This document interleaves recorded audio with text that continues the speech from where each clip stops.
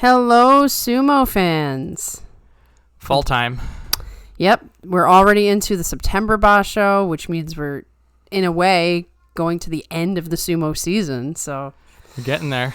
Yeah. I mean, you had mentioned it when we did our Gesta Banzuke, but this is now our 4th anniversary. Yes. The first podcast that we did was a preview show for September 2020. What an amazing thing, isn't it? Yeah, I mean, those 4 years just went... Also, thanks to everybody for sticking with us for 4 years. Yeah, right? There's a couple people in here, and you can put a comment in the comment section that have been here since the beginning. I won't call you out in case you don't want to be called out, but I know who you are, so I hope you're listening now. Appreciate old and new. Old and new. We love you new people, too. We just had a subscriber like a couple days ago. Oh, no, thanks. So, anyway, let's get to the Sumo stuff. An exciting thing about our channel lately is that we've almost done a video a week in August. With all these special videos all of a sudden. There was the Takakeisho birthday stream. There was the Worthiness of Ozeki. There was the Guess the Banzuke stream. And now we're already back. It's early basho. It starts on the 9th. I know. Just because of the way the calendar is. It's crazy. And was it July that it started weird? Way late. July was late. September's early. This is how this works. It's like it just stopped. Yeah. So anyway, let's talk about Terunofuji. Did his amazing thing in July that none of us expected. You know, coming into July anyway. Once he was in July, it was like, oh, well, I think he might win this whole thing. What do you think? So 12-3. With the Yusho. With the Yusho. Gets his 10th Yusho. I guess there's some questions as to whether he's Daiokozuna. I say he is Daiokozuna. Whatever. But the point is, he really wanted that 10th Yusho, and we thought, long before July, that if he got the 10th, that would be it, and he would retire.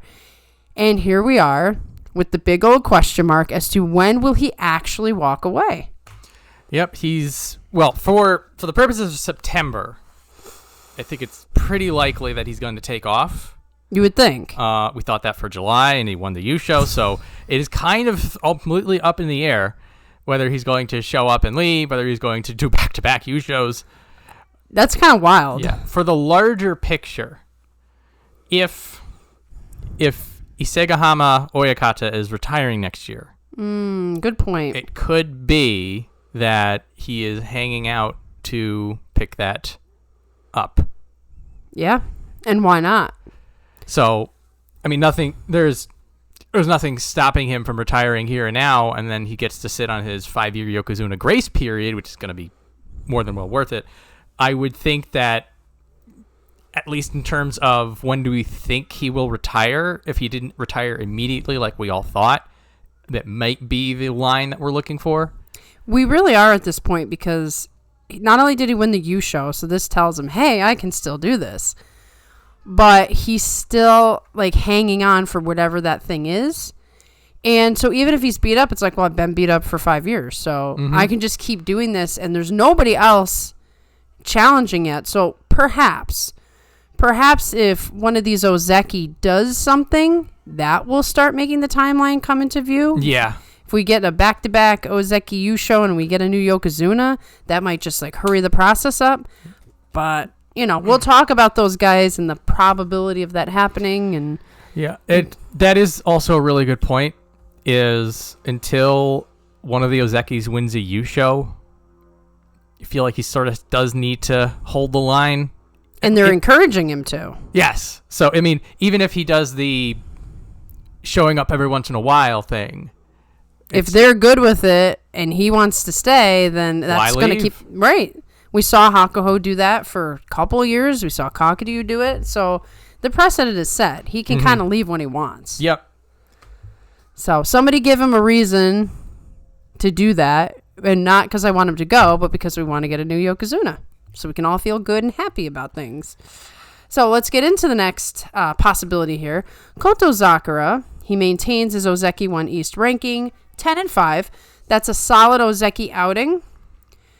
But he doesn't look like he's even close to being in a Yokozuna conversation. Yeah, like the 10-5 is like the Ozeki Kachikoshi. Yes. You've got double-digit wins. You are contending in the Yusho race, if not going for it. He did get the win on Terunofuji, which is probably like one of the biggest. Point at it and say, "Ooh, something's going on here," but it's still a 10-5. Right, and when you were earlier in the tournament, it looked like it could become more than that, and it's the same old story with Kotozakura and others losing the critical matches that you need to win. And to be a Yokozuna, you have to beat everyone, at least be capable of beating everyone, and you can't have the random off matches. I mean, we said this in the recap. Terunofuji's like, 60% health, and he still wins the Yusho? Still wins everything. If these were strong Ozeki, it wouldn't have happened. He would have had 3 guys take wins off of him, and then he would have had Onosato, so he would have had 4 wins off. Doesn't get to 12-3. Just there. So, we're not in a position yet with Kotozakura, but like you said, he did beat Terunofuji. It is a, if nothing else, a morale booster. So for Kotozakura, he's in a weird, like, comfortable position, which is not really something that exists in Ozeki, but you look at him and you're like, he'll definitely stay as Ozeki. Right. You're not necessarily concerned about him dropping out tomorrow. Yeah, you're confident in his ability. You feel like he's going upwards. You can see a future. Mm-hmm. He has a great body for it. Yes. I mean, he could, on his worst day, he could just stand there and it would be hard for some of these guys to push him.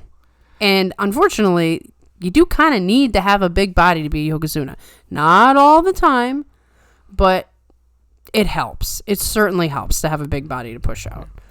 The question for him in September is, can you do better than a 10-5? And that really is the question. That is the question. I can't answer that. It's feels like a hard sell, but this is the nature of sumo. Every tournament is a chance to turn everything on its head. Yes, exactly. And September is sort of the everybody. It feels like it's like the sort of the Sunday best of the U shows, and everybody's you're back in Tokyo. You've got to show a really strong outing. November there's a little bit of weird end of year desperation, trying to clean things up. July's crazy because of all the slipping and heat. Yeah, September's got better weather in the Kokugikon. It's sold out, which is cool. Nice. It is prime for bring your best, and your best will take you somewhere. Yes. So that is what we will be looking for out of Kotozakura. Like we want both of our Zeki to be Yokozuna. Yes, we do. We certainly do. And they're both capable of it if they fix their problems. Yes. So Kotozakura, fix your problems in September, please, and you can get a cup. Yeah, it's that time. It's your time right now. Of course, as I go into the next guy, Hoshoryu, my extreme bias will be showing. I'm not rooting against Kotozakura because it's not like it's him or Hoshoryu, but I wouldn't mind if Hoshoryu got there first. But we're going to get into him. 9-4-2.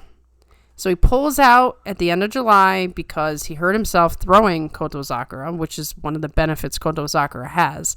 Being that big, even a talented guy like Hoshoryu can hurt himself trying to take care of business here. So now he's had, he took a lot of the summer tour off. He's doing it now. It looks like he's doing a lot of extra bouts and things like that. Says he's still stiff, but okay. So now we get to... let's talk beyond the injury because we don't know how that'll impact him. However, Hoshoryu still has the problem that he loses to rank and filers that he shouldn't lose to in the early parts of the tournament. And this is twice that he had to pull out at the end of the tournament. The very end. And that's not good either. So he's got a couple of things he's got to really consider if he wants to be in the top spot. He's similar to Kotozakura. You look at him and you're like, he's staying Ozeki. Like, the only way he's leaving Ozeki is if he goes up. Right. The way that we look at things now. I am hoping that he looks back at July and said, if I had it, just a little bit wound tight, a little bit more in my grasp, like he could have won it. Because he was 9-3. Right. He was in the Yusho contention. If he doesn't hurt himself, yes, this is a different tournament. Yep. When he beats Kotozakura, he's 9-3. If he doesn't hurt himself, or if he had gotten a win when he got a loss instead against somebody he probably should have no business losing to, now he's 10-2. Mm-hmm. And that would have been some pressure for Terunofuji. Now, hearsay conjecture means nothing in sumo. It's what happened. Right. But if that is Hoshoryu's mindset, if he's thinking like, okay, I got to be a little bit more focused. If I'm injured, I got to, if he ups his game a little bit, that's him getting all the way. Right. The past only matters if it helps you with your future. Yes. If it doesn't help you, then toss it away. There's a few people that is literally what they will be doing in September. Yes. Oh, definitely. So, as always, there's not a lot of different things to say about Hoshoryu in terms of he's a very talented guy. He's strong. He did put on 4 kilos, I think, which I don't know how to convert. It's about 9 pounds. So he put on some weight. He wants to be less able to be tossed around. Maybe that'll be a little bit of an X factor. So best of luck to Hoshoryu. Hope he stays healthy and hope we get some real competitive Ozeki sumo this time around. Yes. Next we have Abi, who also maintains the same rank as Sekiwaki One East with an 8 and 7. He's at that spot. This is the Mitakeumi spot. This is the tough luck kid. There's only one way to go higher spot. And unfortunately for him, it appears that he is injured. Now, everybody's injured, but this sounds like an actual problem injury. I'm not sure what it is, but he did not participate, I think, at all in the summer tour. So we'll have to see. It's probably elbows. He's very taped. He's pure thrusting sumo. It's probably something that won't affect his he's not going to end his career over it, but he's going to be in throbbing pain and have to really work it out. Yeah, between him barely keeping rank, injuries, and making some progress, but the amount of stuff he needs to get to go higher than Sekiwaki One East, it's a daunting list. It sure is, and that's the thing. We talk about Hoshoryu and Kotozakura being secure. Abi is not secure in any way. No.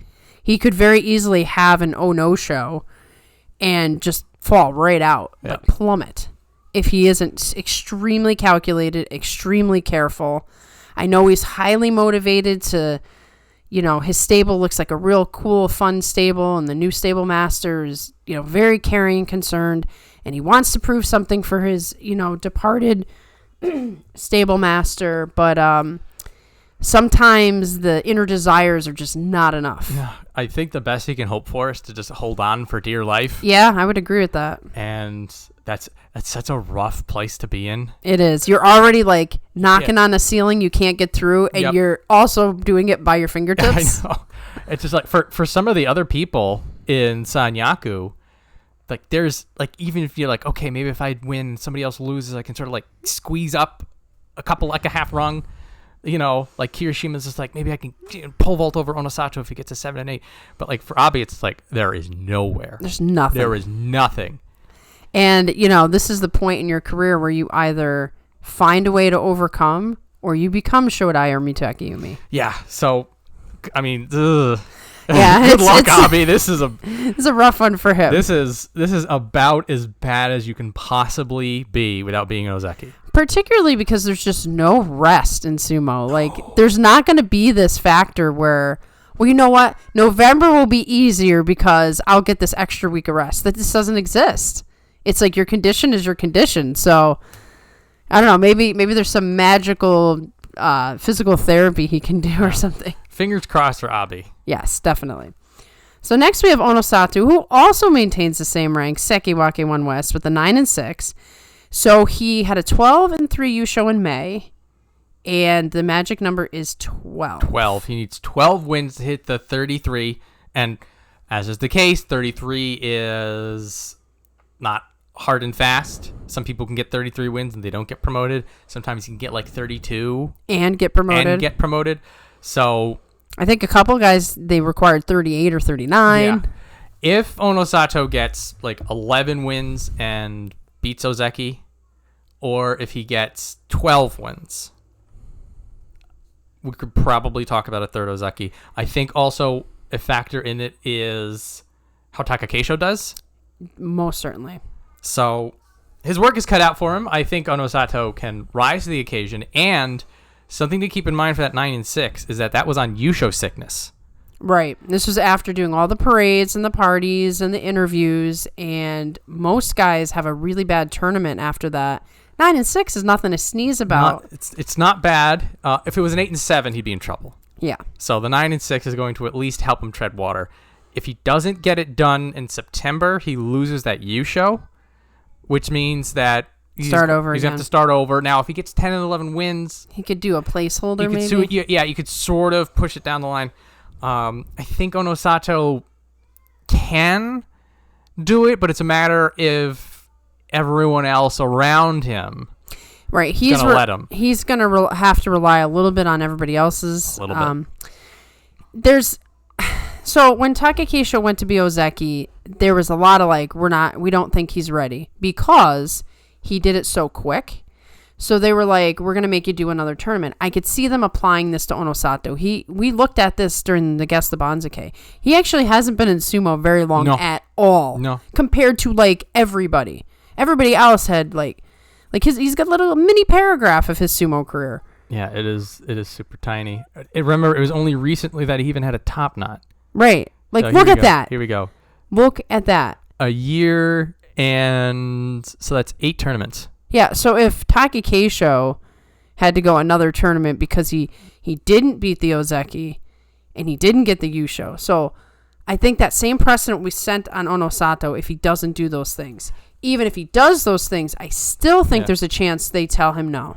Unless he gets the Yusho. Right. Or if he's dominant. Let's say he gets a 13-2, but somebody else decides they're going to Zensho. I think they'd give it to him on that. Yes. He's just got to show really, really spectacular sumo, and that's the only goal he should have. And then, hopefully Yusho comes from that. But, he is starting to show his weaknesses a little bit. People are starting to figure him out. This is the other side of it where we're talking about other people sort of need to have a play in this. Him. Yeah, when you're so new that you've only been around for 8 tournaments, people don't know how to make of you. And he's a big guy. And he's got, some trickster things. He's got some good ring sense. But now that people are figuring him out, they're noticing that he's a little soft on the defense. A little bit. He can be exploited. Yep. This is also what happens when the very, very, very best finally, they're studying tape, there's reaching it, and then you feel the power. Exactly. You feel the shifting of the weight. You feel the shifting, and then so you have these fellow Sanyaku, the Ozeki, the Yokozuna, who are like, okay, now I know how to deal with this. Right, and if he has to go through Hoshoryu, Kotozakura, I doubt Terunofuji, but let's say he does. Yeah. Even Abi, these guys have been around a while. They're going to say, I know how to take care of the kid. Yes. So he's got to be careful. I did see a title for a Chris Sumo video that Kisa Onosato got in the ring with Onosato. Yes. I didn't watch it yet. That sounds very intriguing to me. That's probably the best training partner for him. Yeah. I mean, Nishinoseki is 5-6 years out, but he's still... He kept that body. Well, he kept the body. It's just also just the sumo sense. He's still young enough. Right. He shouldn't... In a world where he doesn't get injured, he should still be in there Yokozuna. Mm-hmm. So here's an opportunity to train with a Yokozuna. That's pretty good. Hopefully he gets something out of it because it's only a benefit to us to get more Ozeki. Never a downside to getting more Ozeki. So best of luck to Onosato. Not sure what he's going to do, but we'll see. Which brings us to our next variable sumo wrestler who also maintains the same rank. This is wild to look at. All of Sanyaku kept rank. They're all except for Kachikoshi. one. Well, he wasn't Sanyaku, but he is now. Mr. Ozeki Takakeisho. Yes. So Kirishima, same rank, 8-7. So he gets an 8-7 at the end. He was trying to get back to Ozeki. Fell apart. So, for Kirishima, he's really got to go back to the drawing board. On one hand, he was so close, in theory, to getting back to Ozeki, and we forget about everything that happened. On the other hand, he got the 8-7. So the damage isn't as bad as it could be, but he's got to start all over again, win the 3, get the 33. So the 8-7 tells me that he was at least holding on to something. Right. If you got the 7 and 8, if everything falls apart, that, the mental blow of that. So at least with the 8-7, Kirishima is just okay, I am at least a Sekiwake. Right. If nothing else. So on one hand, that 33 wins is absolutely brutal. And we've known many people who just can't break through that ceiling. On the other hand, the pressure is off. Right. This is his tournament to just do his brand of sumo, as they say. Put the pieces back together. And look at this sort of, if I get double-digit wins, you get 10 wins, you get 11 wins, you're back in it. Mm-hmm. Now, sort of a Debbie Downer on this is that I believe part of his issues are neck issues. Where have we heard this before? Yeah, and those neck issues seem to be the one thing, which makes sense, of course, that eventually take you out. So I am hopeful that he does decently.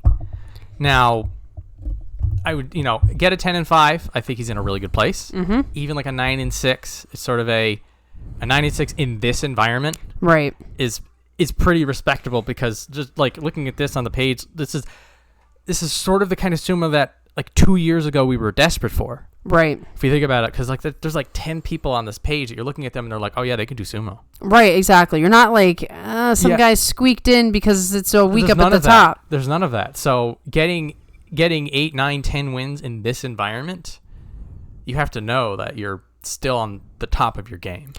And it would be good for his own psyche if he could just put up a 10. It's the start. I think a 10. Yeah, I think a 10-5. It's nice. It's clean. You look at him and you're like, okay, he's still got it. Right. And then you go into the next tournament. And if you can put up another 10, then all of a sudden it's just one more tournament and you're back. Yeah. Yeah. So it's eating the elephant, as they say. Yes, they do. In those writing circles. So it's still a tall order. I think a former Ozeki who's healthy enough to handle it can get 10 wins. Mm-hmm. And he'll get some. He may get a couple of people that an Ozeki may not have been able to fight who are a little lower down. Right, exactly. And then that's the difference between a 9-6 and a 10-5. It is, just having that one match that was a little easier than everybody else's. So best of luck to Kirishima. It's going to be a while before we can really discuss future growth. It'll have at minimum it will be January. So this is the long con for him. We'll just keep an eye on him and hope for good things for him. So now, sadness and sorrow, the pain is coming back. I was actually really happy coming into this, but now I have to take a breath. Okay. As you said, everybody in Sanyaku maintained rank. The only person who dropped out of this top tier was Takakeisho. For the first time in 5 years, we see not an O next to his name, but an S. And honestly and truly, it's not looking that good. If he gets his 10 wins, 2 things happen. 1, he becomes Ozeki again. 2, he becomes only the second man in sumo history to regain Ozeki twice through this Ozeki Wake thing. The other one, now I'm forgetting his name. I said it at the live stream. Now I can't think of his name. It'll come to me. Pull up the live stream at this moment and you'll get it. Yes, exactly. Don't leave me hanging, guys. He's in real bad shape. Everybody knows it. Even he's having to admit it. He stayed home the entire summer tour. He's not practicing with anyone. Takanosho has to practice with all the lower rankers at this point. I found it interesting that he went to some event where all the Ozeki, it was probably like the Ozeki meeting or something. There was some sort of like a sumo check-in that like they did their vitals, like did some exercises, like a group training session. So he actually answered questions at that thing, and he basically said, he was watching the Olympics, was very inspired by the judo, wanted to inspire people with his sumo, but it hurts to lose Ozeki, and he'll have to see what happens. I'm not super optimistic, and not because I'm a Debbie Downer, but because I'm a realist. He has a severe neck injury, and he's not training, and we just saw what happened in July. He was trying to train during the basho. So it would take a small miracle. Yeah. So where's the... this is where I'm doing this in my head. So 10 wins, small miracle. 9 wins. How do you feel about 9 wins? Okay, so... Unlikely, but... it could be the Kirishima thing where it's like, okay, well, at least you're still Sekiwake. This is what I'm thinking about, is that so if the number is 7 wins, he's Kamasubi at least, right? Mm-hmm. So can he get 7 wins? I don't know. He could only get 5 in this last tournament. Yeah, There's one X factor that we have to consider. He does absolutely horrible in the heat. Absolutely horrible. He's one of those guys who cannot handle July. That may improve his condition, at least in the sense that he'll have a little more stamina. But it really depends on how bad the neck is. There was a point in time, and we discussed this on the Goose and JJ special live stream, where maybe Takakeisho could have done what Terunofuji did, or what Ura did, or Tochinoshi, and just get the surgery, drop all the way down to the bottom, and if you're good enough, make your way back up. I think we are long past that point, and the reason I bring that up is, with a 9, he might stay in with the hope of doing the Ozeki thing again. But anything less than, like, if he gets a 7, gets a 7, maybe he stays because of Komusubi. But yes, it's so tenuous. This is my mindset. I'm like, what? How many wins do we need to keep Takakeisho around? I think it's 7.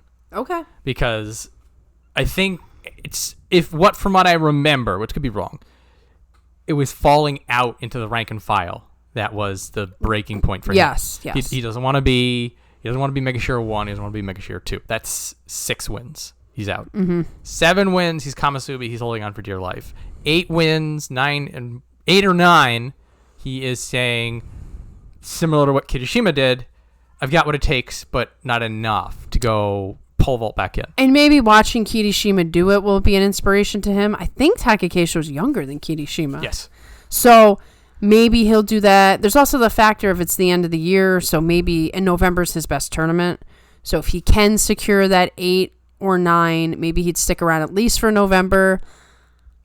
I got to imagine that his mind changes every day that he wakes up, based on how he's feeling every day, based on what the people around him are saying, based on what actually happens when he gets in that ring again. I mean, he might get in the ring on day 1 and like his neck just can't even do anything, and he's like, I have to face the fact that I have to retire. It could. He's done absolutely no interviews since that check-in, and he never does do interviews. So unlike everyone else where you can hear little bits and pieces, you really have no idea what state he's in, mentally or physically. So we're just going to be going along for the ride, I think. We will know in the first 5 days. Yeah. Everyone will know in the first 5 days. I'm so torn because I think if his neck's that bad, I wouldn't want to see him keep punishing himself until he's dead. But if there's any hope and he could just hang on for a little while, I'd love to see him longer, especially in Aki because it's my favorite basho. It would be heartbreaking for him to have something catastrophic happen now. So we'll have to see. But I want to make one more comment about Takakeisho before we move on, which is I've been thinking long and hard about this whole why people love him, why people hate him thing. And I just realized he has a strong presence in that for you to develop an opinion about someone so strongly to love them or so strongly to hate them, it's the same thing. And then it just comes down to preference. People have a certain idea in their head of what an Ozeki is and should do, and there's no breaking away from that. Either it's very clinical in that it's certain numbers or certain body type or certain style. And then other people are attracted to whatever it is in his personality. You know, for me, it's the perseverance and the effort. And so neither side can really be persuaded. In some ways it can be quantified, but in some ways it's really just preference. And it is what it is. And I guess better to be someone that people have strong opinions about either way than to people to never remember you at all. So I've been thinking about that because we're going to have to say goodbye sooner or later. You know, what will Takakeisho's legacy be? And, they will remember the Ozeki for 5 years who held sumo together. Yes. I think once he's gone, there will be a different story told than while you're watching him struggle. And that's probably pretty consistent with anybody who's at the end of their career. There will also transition. We're already seeing this, that we'll be seeing them as coaches, and then we'll be judging them based on their proteges. We see Onosato and Shirokuma, so we're looking at Nishono Sheki Oyakata, and you're like, okay, you were good at this, and now you're good at this. And we are also seeing this with forget Yoshikaze's Yeah. I can't remember either. Anyway, Yoshikaze is doing the same thing because he has that whole... He's doubling down on this new training, new sort of neo health sumo stuff. And he's getting people's attention. Like, they're not like, oh, who was Yoshikaze? It's like, oh, yeah, Yoshikaze. He's got some interesting ideas. Yeah. So what will happen then is... Because, like, I fondly still remember Yoshikaze's berserker life. Oh, man, he was so great. Brutal. You basically had to kill him if you wanted him to leave. And he could be bleeding and he's still fighting. Fighting. So, like, I am guessing this is what it's going to be like, not only for Takakeisho, but for Kaisei, for Aoyama, for these people that have gone or will go. We will remember the good parts. Right. And then we will be looking at them at a different lens. Right. You'll start to look at those numbers a little bit differently, especially when you see whoever replaces him. And the point of all of this part 2 is also, if Takakeisho bombs out, it does affect what happens with Onosato. Yes. They may want to be so quick to get away from that bitter memory that they say, you succeeded, you got your 12, you can have it. Because I don't think anybody's too thrilled about the way we've lost a lot of the wrestlers lately, because they're talking about it. If you heard nothing, it would be like, they don't care. It's eating away at all sorts of people that injuries are decimating the sport. So we'll see, Takakeisho. I don't care. You'll always be my favorite, and I'm gonna find a reason to bring him up in every single show, even if he's retired. I'm sorry, John. It'll be 42 and a bonus opinion. You won't have to apologize to me. I'm here for it.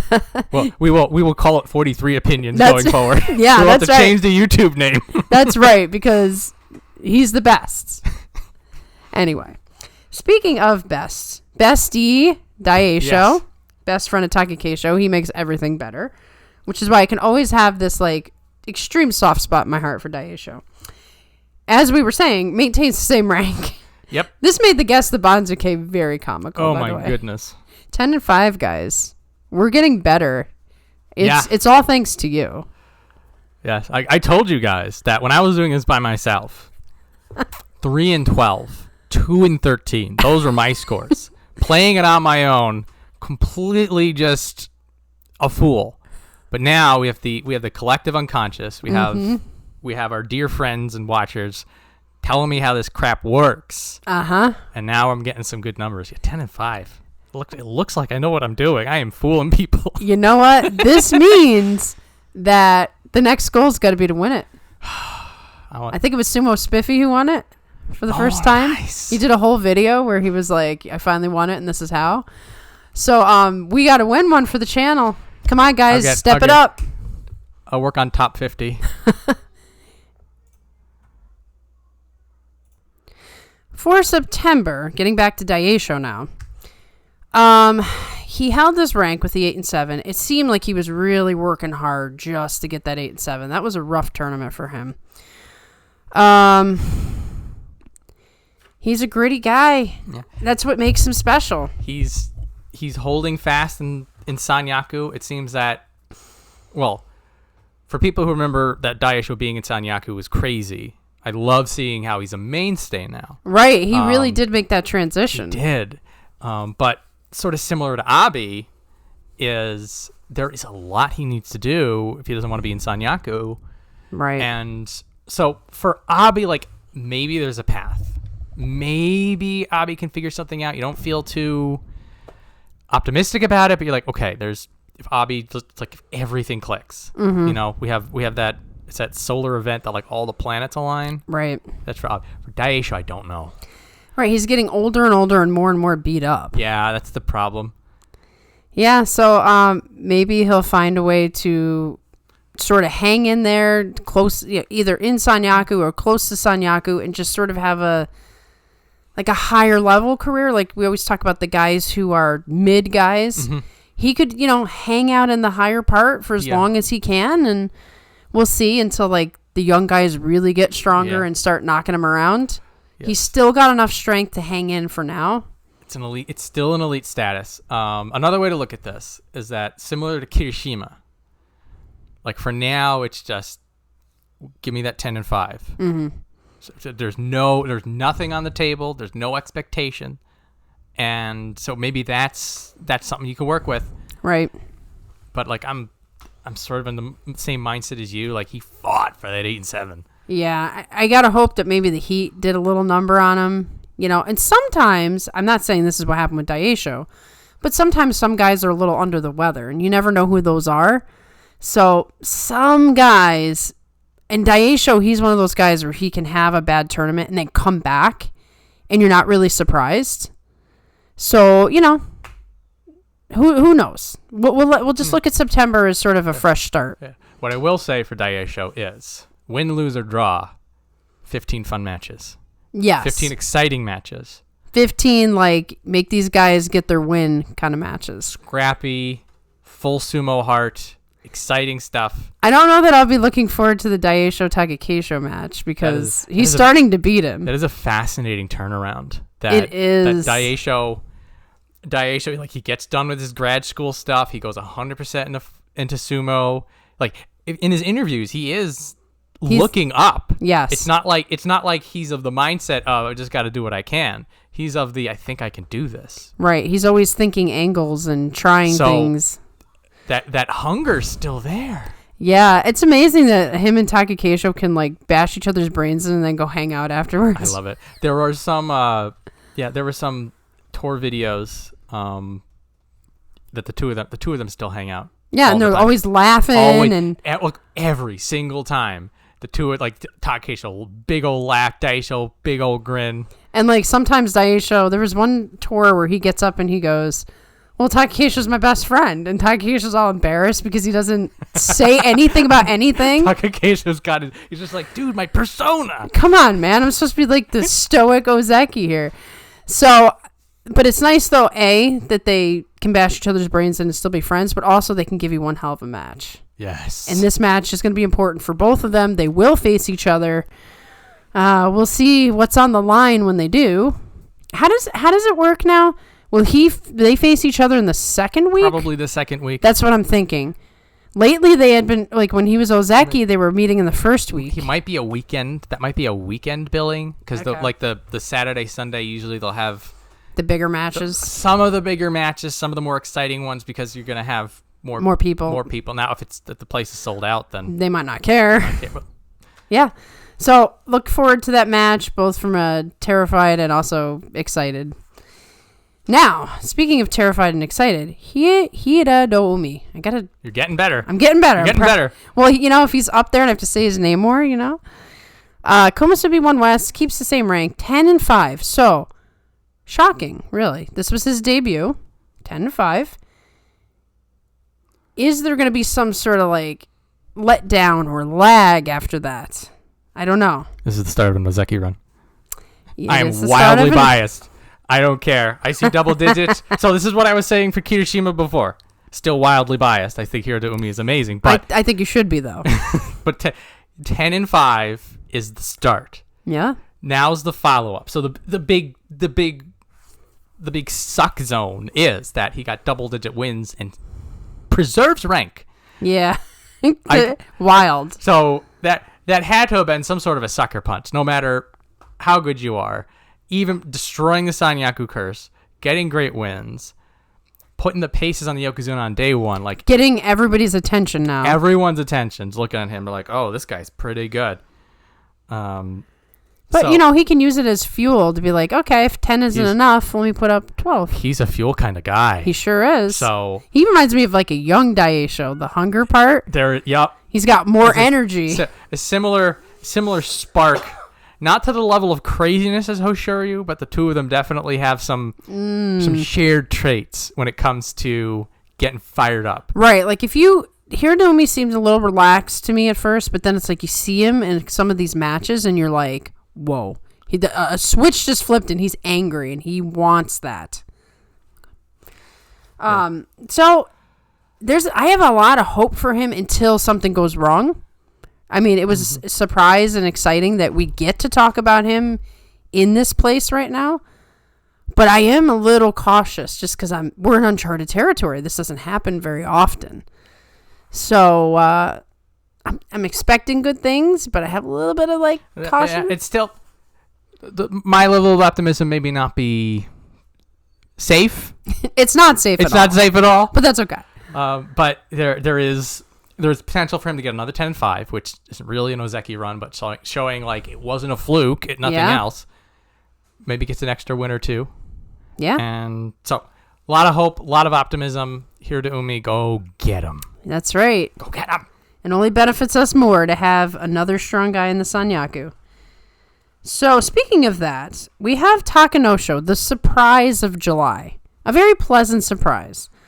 12-3, he, loses out to Terunofuji. I saw the one interview where it was very crushing to him to lose that way. And I felt for him. But these are the kind of things that propel you forward if you use them in the right way. So, he hasn't shown us anything that shows us that he can do that. The part of me is looking at either one, he's back to where he was, and now it's only a matter of time. And the other part of me is looking at this saying, lightning doesn't strike twice. So you're getting all rational for Takanosho, but irrational for Hiradoumi. I got you. Are you going to call me out on bias on wrestlers? You, of all people? Oh, you should call me out all day. I'm the most biased person in sumo. So, talking about career Sanyaku, which is what Daieisho is, that's what Takanosho was. Yes. So, I think, well, first off, if you're at 1 East, you get an 8-7, they got to put you in. Right. 9-6. Right. So I kid with you because it's fun, but I actually 100% agree with you. There's nothing in his history to show that he's going to do anything close to what he did in July again. It looks like just a really good basho where a lot of people weren't fighting up to their potential, and maybe there was a little fuel for Takanosho knowing what Takakeisho was going through. There might have been a little bit of that. A little bit of like, I have to try harder because we're both trying so hard, and Takakeisho gave me advice, so I have to beat the Yokozuna and all this kind of, extra stuff. But that's going to fade away, and all that's going to be left is your sumo. And his sumo has been extremely inconsistent in the last 2 years, I'd say. From the guy who was mainstay Sanyaku to just falling all over the place on the Bansake. What is going to be interesting, though, is he's with the Yusho equivalency. Now everybody's going to be turning their head. Right, now he's being looked at. Now everybody's just like, hang on a minute, what's this guy doing here? And now everybody else is... This happened to Wakatakakage when he won his first Yusho. Mm-hmm. And that everybody looked at him, they're like, no, you don't. I'm going to put you down one. Mm-hmm. So he may start getting people's best, which will then be amazing because Takanosho does really well under pressure. He does seem to rise to the occasion when he has better competition. And I'm going to throw my bias out there right now. Because of what's happening with Takakeisho, I want Takanosho to become a beast. Okay. Yeah. So this is sort of what's normally this kind of target on your back is an X factor against you, because now everybody wants to knock you down a peg. But for Takanosho, he's got that dog in him, as they say. Mm-hmm. So where this may be a disadvantage for most people, it might be an advantage for him. Right, and we just kind of have to sit back and go on the ride and see, this is the time. This is what excites me about sumo a lot. This is the time where you find out who these guys really are and what they're really made of, and they even can surprise themselves. And you're always waiting for that one guy to do the thing he can't do. This is also probably going to be one of the most exciting first weeks. Yes. I'm looking forward to the first week almost more than the second week because of how much stuff we're going to figure out and how many, there's a lot of people that have high stakes early. Right. There's, every tournament you go in thinking about the Yusho or thinking about something like an Ozeki promotion, but there's a lot of other things going on. And for a lot of these guys, that's what they're going to be focused on. Yep. And I am endlessly curious about where they wind up for the future of this discussion. Yep. So in 7 days, we're going to know if Takanosho has what it takes to go back to his former rank. Mm-hmm. Within 7 days, we're going to know if Onosato is going to be Ozeki equivalent. We're going to know if Takakeisho is going to be back. We're going to know. There's so many things. We'll know if Terunofuji is alive. Yes. The first week is going to be so hype, and it doesn't normally work this way. No, usually in a little bit of a we'll see. Big question mark. It's no, there's things. There's things. So thank you, Takanosho, for giving us things. Yes, we need things to talk about. and be excited about.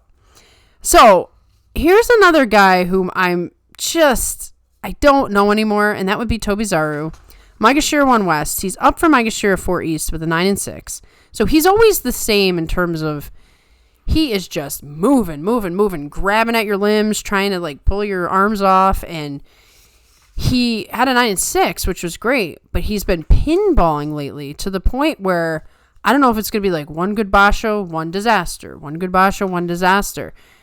I've lost sight of who Tobizaru is, but probably because, like we always discuss, people have figured him out.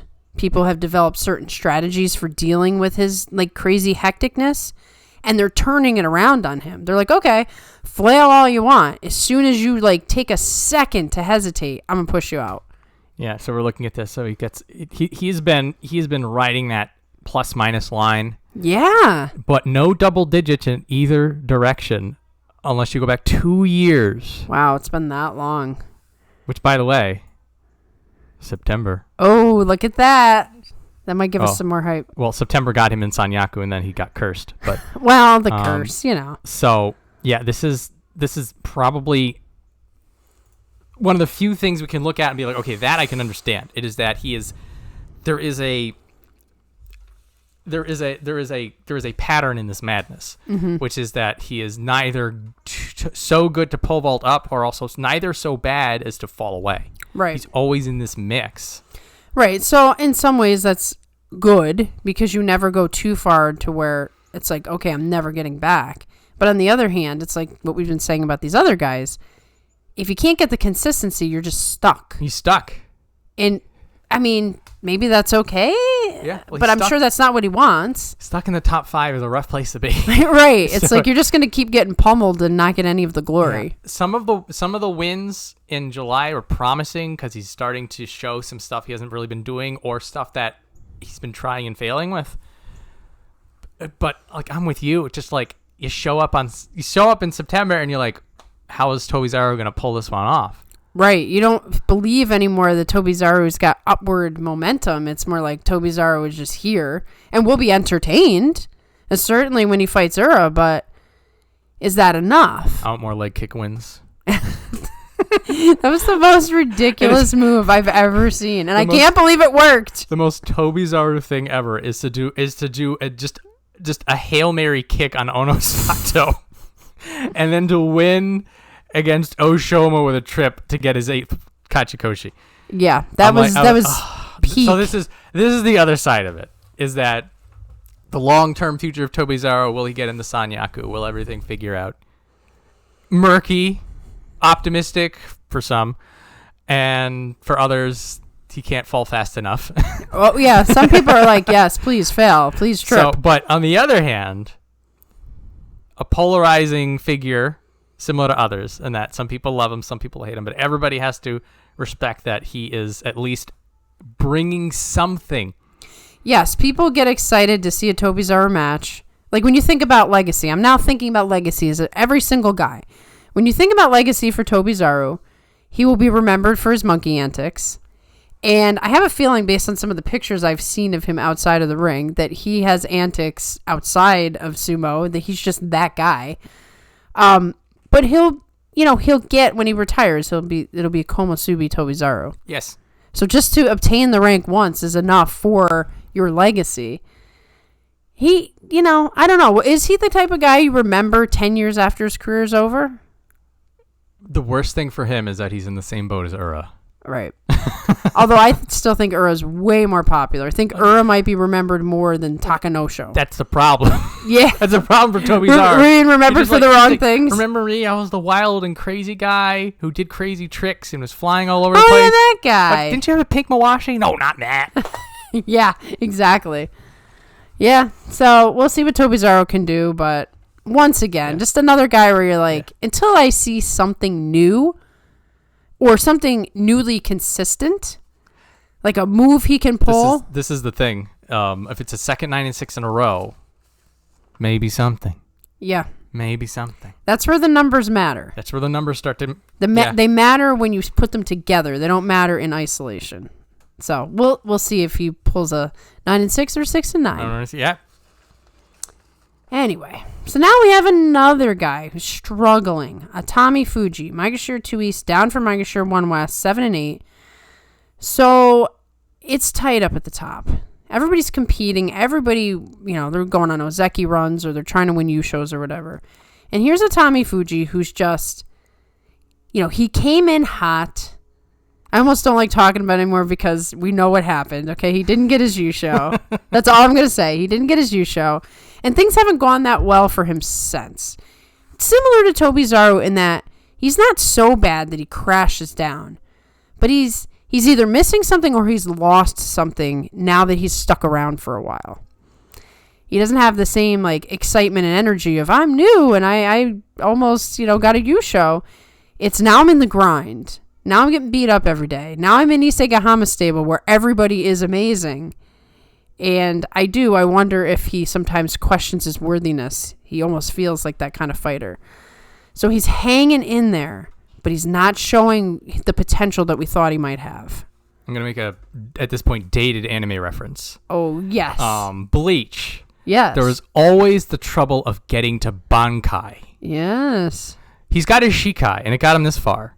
And we know there's a Bankai in him, but he needs that second release. He does. And we're looking at him, we're like, have you figured it out?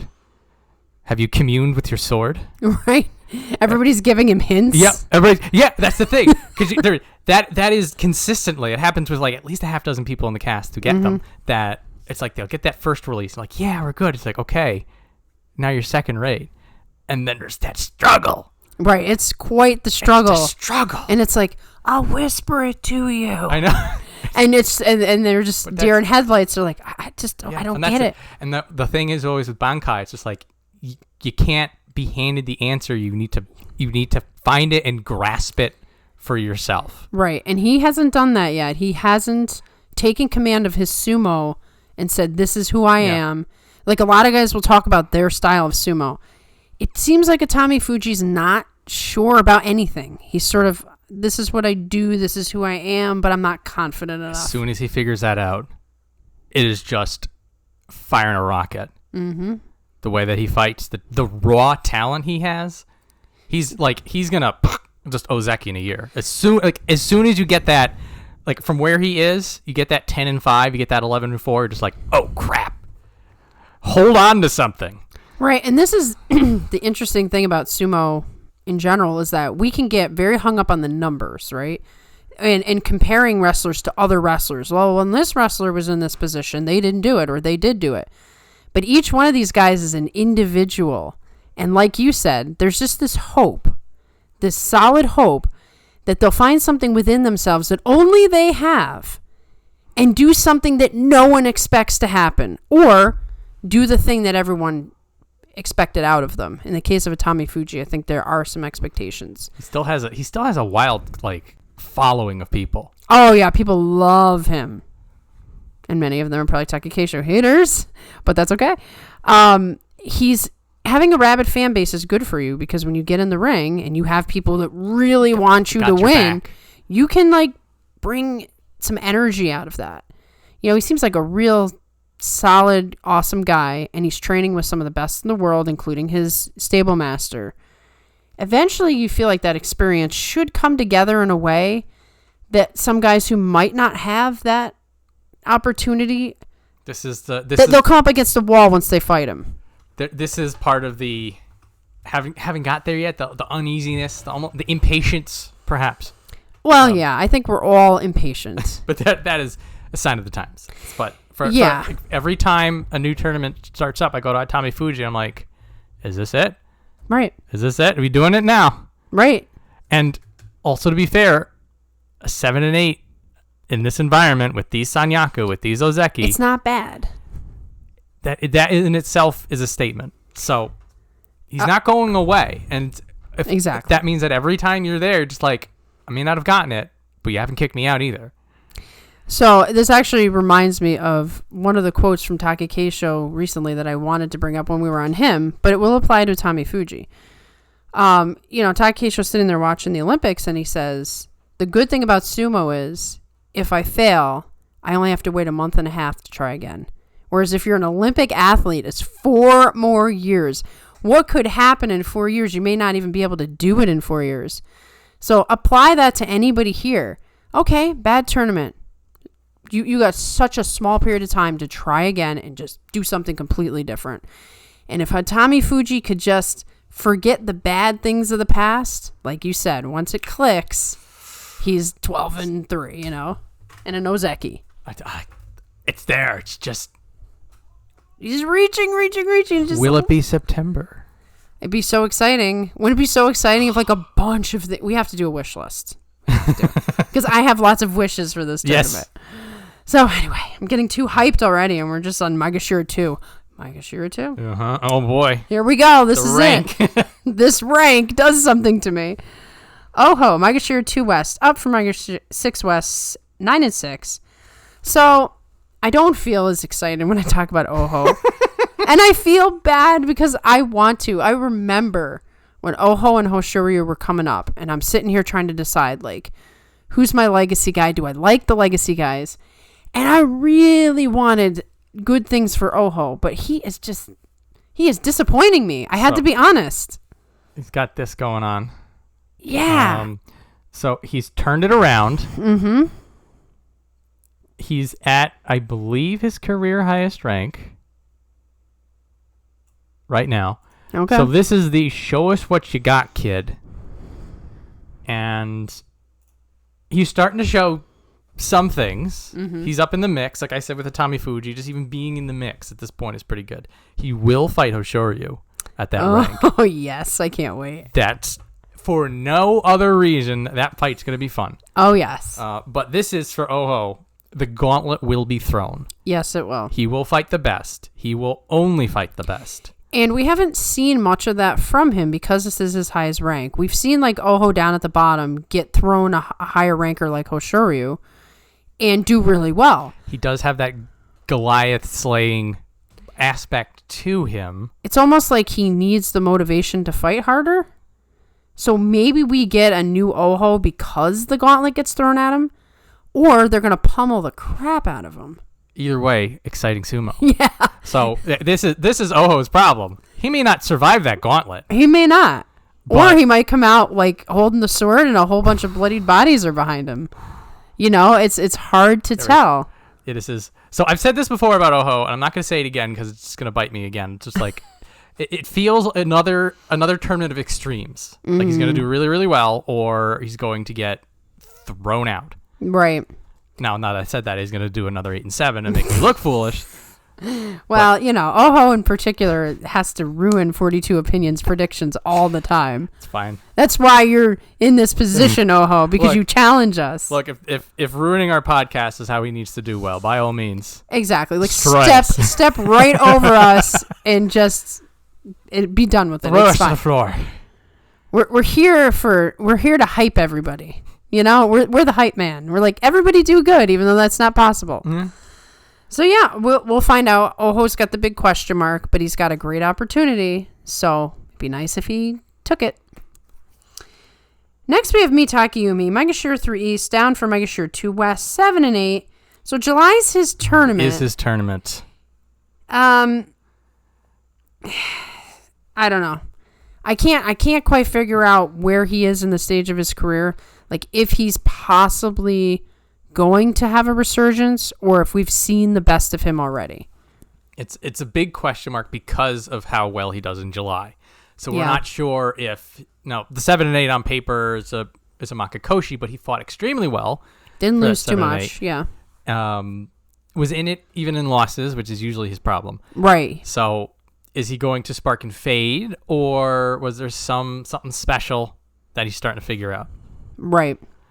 And he's as perplexing as Shodai, really.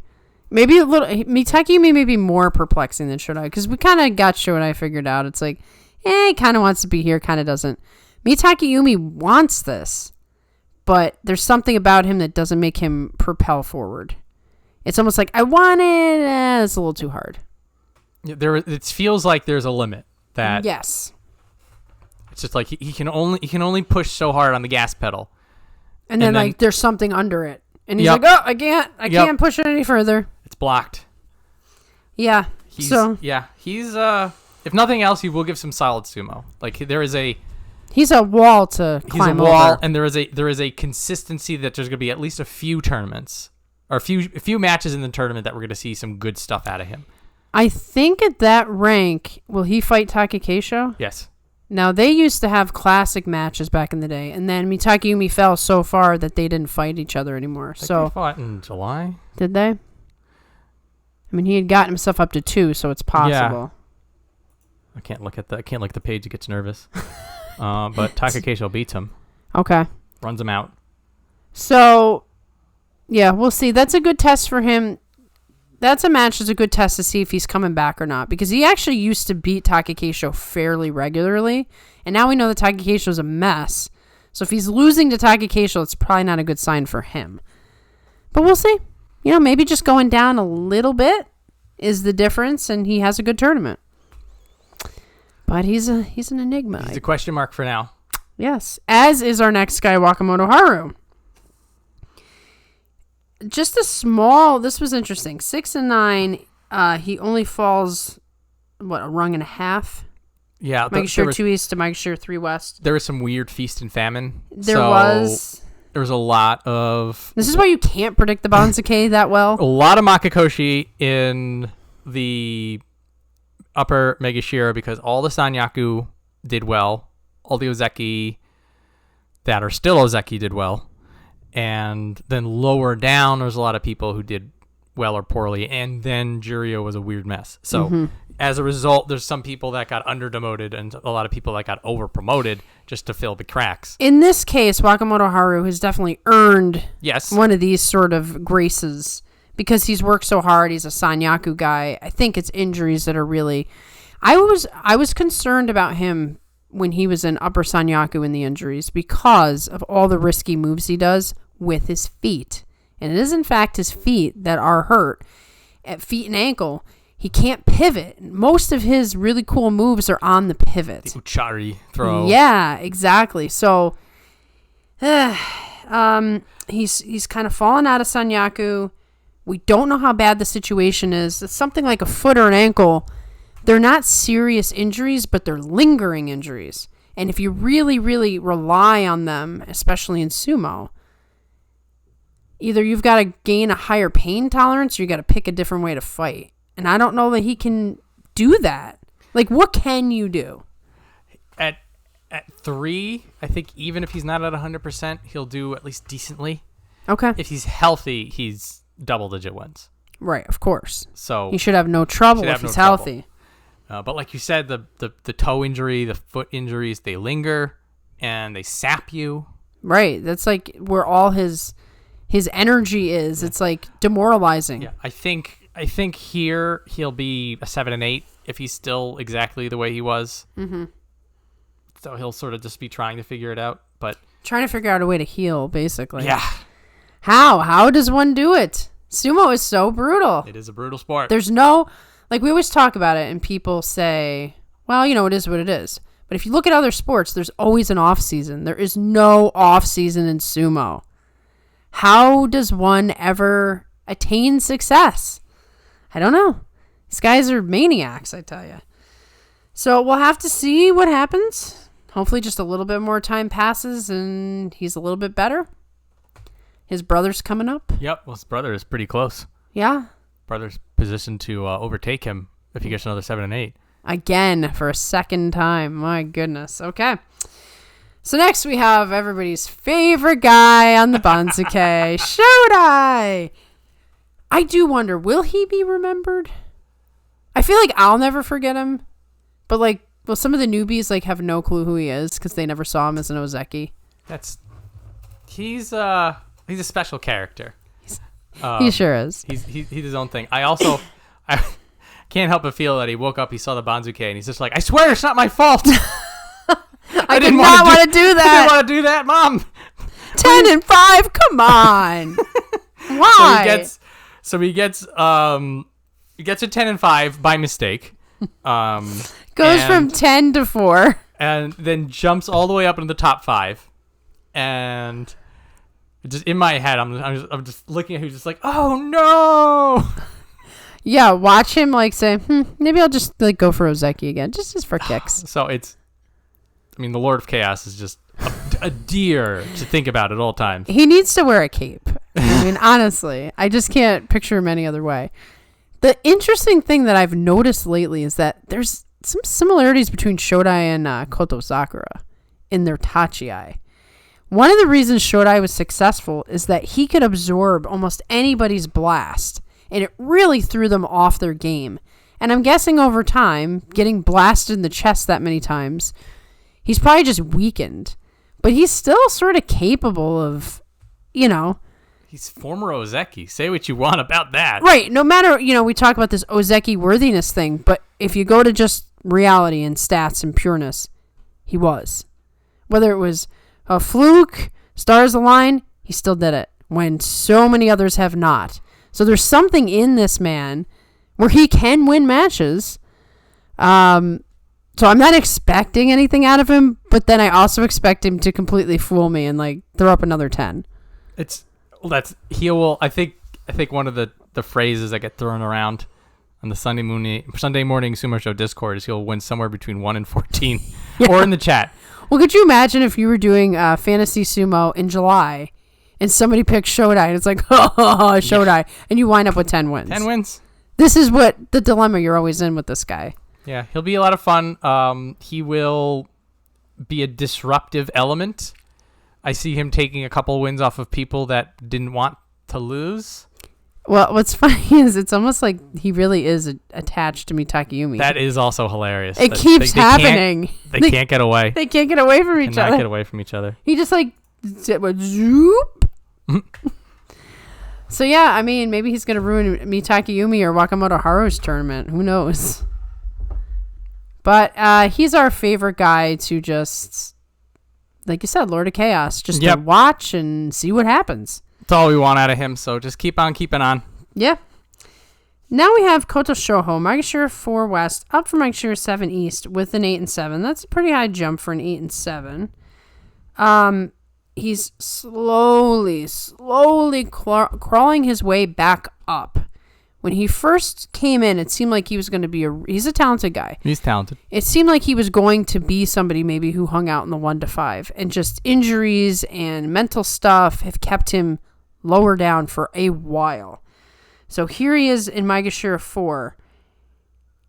Where we don't know where he's at. Like, is the skill there? Is the injury healed? Is the brain ready for what he's going to get? Because he's going to get pummeled. Yeah. What is sort of almost against him with this 3-rung jump is that it seems that like he's been slowly getting better, but then also like the rank jumps have been slight enough. It's like he's a little bit better, and then things are a little bit harder, and then he's a little bit better, and it's a little bit. So it's like it felt like his rank promotion was sort of matching his progression. Now, 2 things have happened. One, once you get to the mid-upper part of Banzuke, like it's exponential growth in terms of how better you need to be. And also now he's jumped 3 rungs. Right, and there's a difference when you're in the 1 to 5 versus anywhere else. There is a world of difference between 7 and 4 in terms of how well you need to fight. And, like the difference between 9 and 8, not nearly as crazy. Right. So this will be like the real test for the rising Kotoshoho. He might rise to it. There's a fighter in him that really excels when people are pushing his buttons. I feel like it is a possibility. I'm not writing him out. But there is a possibility also that like he gets like the 7 and 8 on the last day kind of a thing. And that it's not that he's peaked. It's just that it's sort of they vaulted him a little bit higher than his progress. He has potential. I don't think it'll happen, but he has potential to fight, like, say, Hoshoryu. And let's say that would only happen if Kotoshoho is having an amazing tournament. Let's say that happens, because I want to just take those 2 guys as an example. Kotoshoho either gets real hyped up and wants to have that match with Hoshoryu, because I feel like he's that kind of wrestler. Or Hoshoryu, like, could take advantage of that and just make him look like a fool. I don't know which Kotoshoho is going to show up. I think there is this guy within him who could rise to the occasion, but he just doesn't do it. But I feel something in there stirring. He will be giving it his all. I do feel that it is possible. I think it is within his grasp. And before, this is probably the growth. Before Kotoshoho's in this position, I'm just like, no, he's going to fall back out. Right, no chance. He's going to fall back out. He's just going to collapse under his own weight. But this one wants upwards at all costs. Mm-hmm. So he's going to make it a very interesting top 5. Yeah. And it's gonna be a very, very close. It's really his time to shine if he takes advantage. I mean, nobody's looking at him. Nobody's, he's been relegated to the bottom. It's like, oh, okay, whatever. He could make a statement. I'd like to see him do it. I really do. I'm rooting for Kotoshoho to. This could be his time. He will have an Ozeki aide. Mm-hmm. He's not gonna have to fight 2 Ozeki. Right. Exactly. And he trains with Kotozakura, so he's training with the physically biggest Ozeki. So he should have some tricks for fighting some of these bigger guys. So we'll see. Okay, next we have the man, the myth, the legend, the alien from outer space, as some like to call him, Mr. Pink Mawashi, Ura himself. Maegashira 5 East, down from Maegashira 4 West with a 6 and 9. Slight demotion. As you said, the Banzuke was nuts. 6 and 9 meant so little this tournament. It's so weird. It was like, whatever. Do we like you or not? That's basically what it was. It really was. It was like, do we like this guy? Okay. Not too bad of a demotion. Do we hate this guy? Send him all the way down. That's 3 ranks, buddy. Goodbye. So in Ura's case, we always say this, but it is what it is. It doesn't matter what score he gets. You still are like, Ura, great. Yeah. He's going to give you a good match. At 5, he will get most of everybody that he had before. Right. Like with Kotoshoho, there's maybe a couple of people at the very top, particularly because there's a lot of people that need to fight. 4 Sekiwake, 2 Kamasubi, 2 Ozeki. Like, some of those people they're just not going to have the time unless Ura starts going on a tear. Right, exactly. If he does another 7-0, 0-8. I know, makes us think that a Yusho is possible. How dare you break my heart, Ura? I want the Ura Yusho, okay? That would be the wildest interview. Oh, that would be the best part of the whole thing because he'd be like cheesing from ear to ear. He'd say some wild stuff. Can you believe this? I can't. Yeah, he'd be like, is this true? Am I being pranked? You're like, we're all being pranked and we drop love the it. Trophy. Yeah, exactly. Go to grab it and the bottom falls off or something. Tobizaru comes in and starts doing monkey antics in front of him. I don't know. But anyway, Ura's always fun.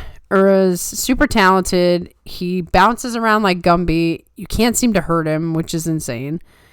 And we're just going to be looking forward to just the same old beautiful Ura Sumo, I guess. We love you, Ura. We do. From the bottom of our hearts. You will not be forgotten. You have so much merch out there. Oh, God. I'm getting an Ura shirt, by the way. They have pink Ura shirts. I'm getting one. That's the best color for it. That's what I should ask for my birthday is pink Ura shirt. There we go. Not too late. It's not. Awesome. Okay, and I'll be wearing it all 15 days for as soon as I get rally one. Shirt. That's right. There is no Takakeisho shirt, I don't think. But that's aside. Anyway, Shonannoumi maintains the same rank with a 7 and 8. I'm a little salty about that, but that's okay. I'm not super salty, just slightly salty. Shonanoumi's July, he had fighting spirit. He worked hard. He really wanted it at the end. But something is going on with him. And that's been his story recently. Like, he started to pull it together. Was it March? Where suddenly he was like, oh, he's back. And then July looked like a slog through the mud. Yeah, so, yeah, he fell out of it. He shows up last year. Mm-hmm. Has two great tournaments really well. In a row. Him and Gonoyama are like lockstep. And then he starts to struggle. Bottom falls out of him. We're like, oh no, what happened? Mm-hmm. We liked you. Mm-hmm. Then he bounces up. Looks like things are working out. This 7 and 8 is scraping by 7 and 8, like barely. That's could have why been it an 8 mattered. and 7.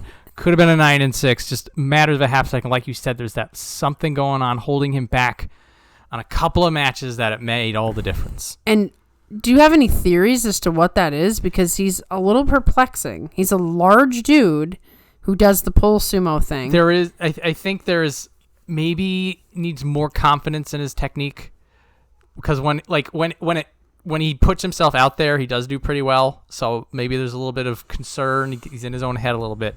So something good for him, and then something good for other people, is the same rank means he's going to have a rematch with everyone. Right.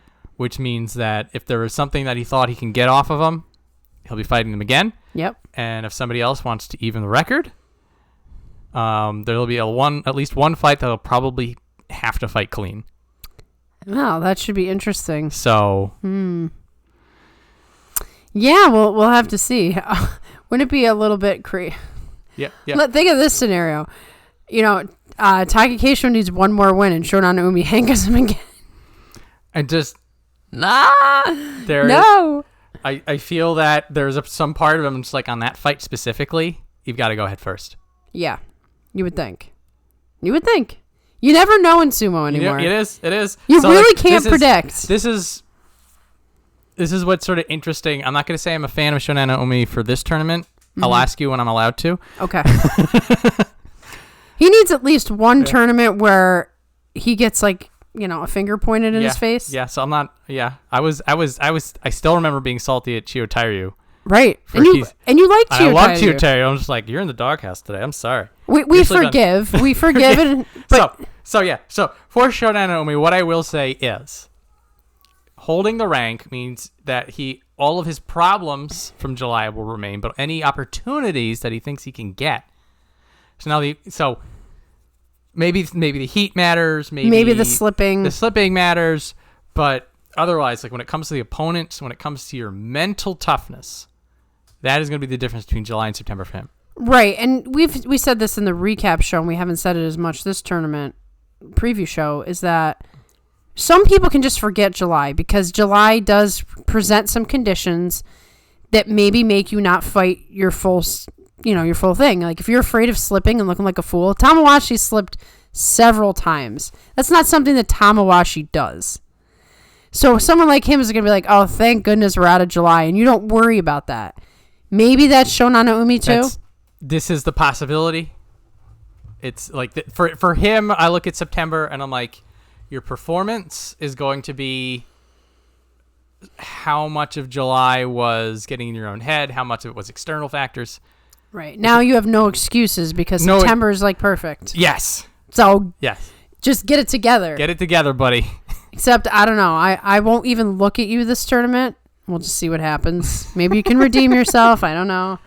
Give him November. Give him till November. It's just September is going to happen. It's just going to happen. You know, September, you're suspended in September. I'll look at you again in November. Yeah. That's it. I'll keep an eye on Churanoumi for you. Thank you. Except for the one day that you will be looking at him closely. You will need to give me an extra special note that day. It won't just be no Takakeisho injury. It will have to be no Hanka as well. Fair enough. If it does not say no Hanka, I'm like, I'm not watching it. I didn't watch the last one. No, that's what I'll do. I'll be like, don't watch it. Okay, perfect. Perfect. Skip the Takakeisho fight. I will never watch a Takakeisho Shonannoumi fight if that happens. I might spoil the ending a little bit for you on that one. That's okay. I'll be like, get your recording ready for this one. You'll love it. Awesome. We should do I should do a live reaction of Shonannoumi and Takakeisho.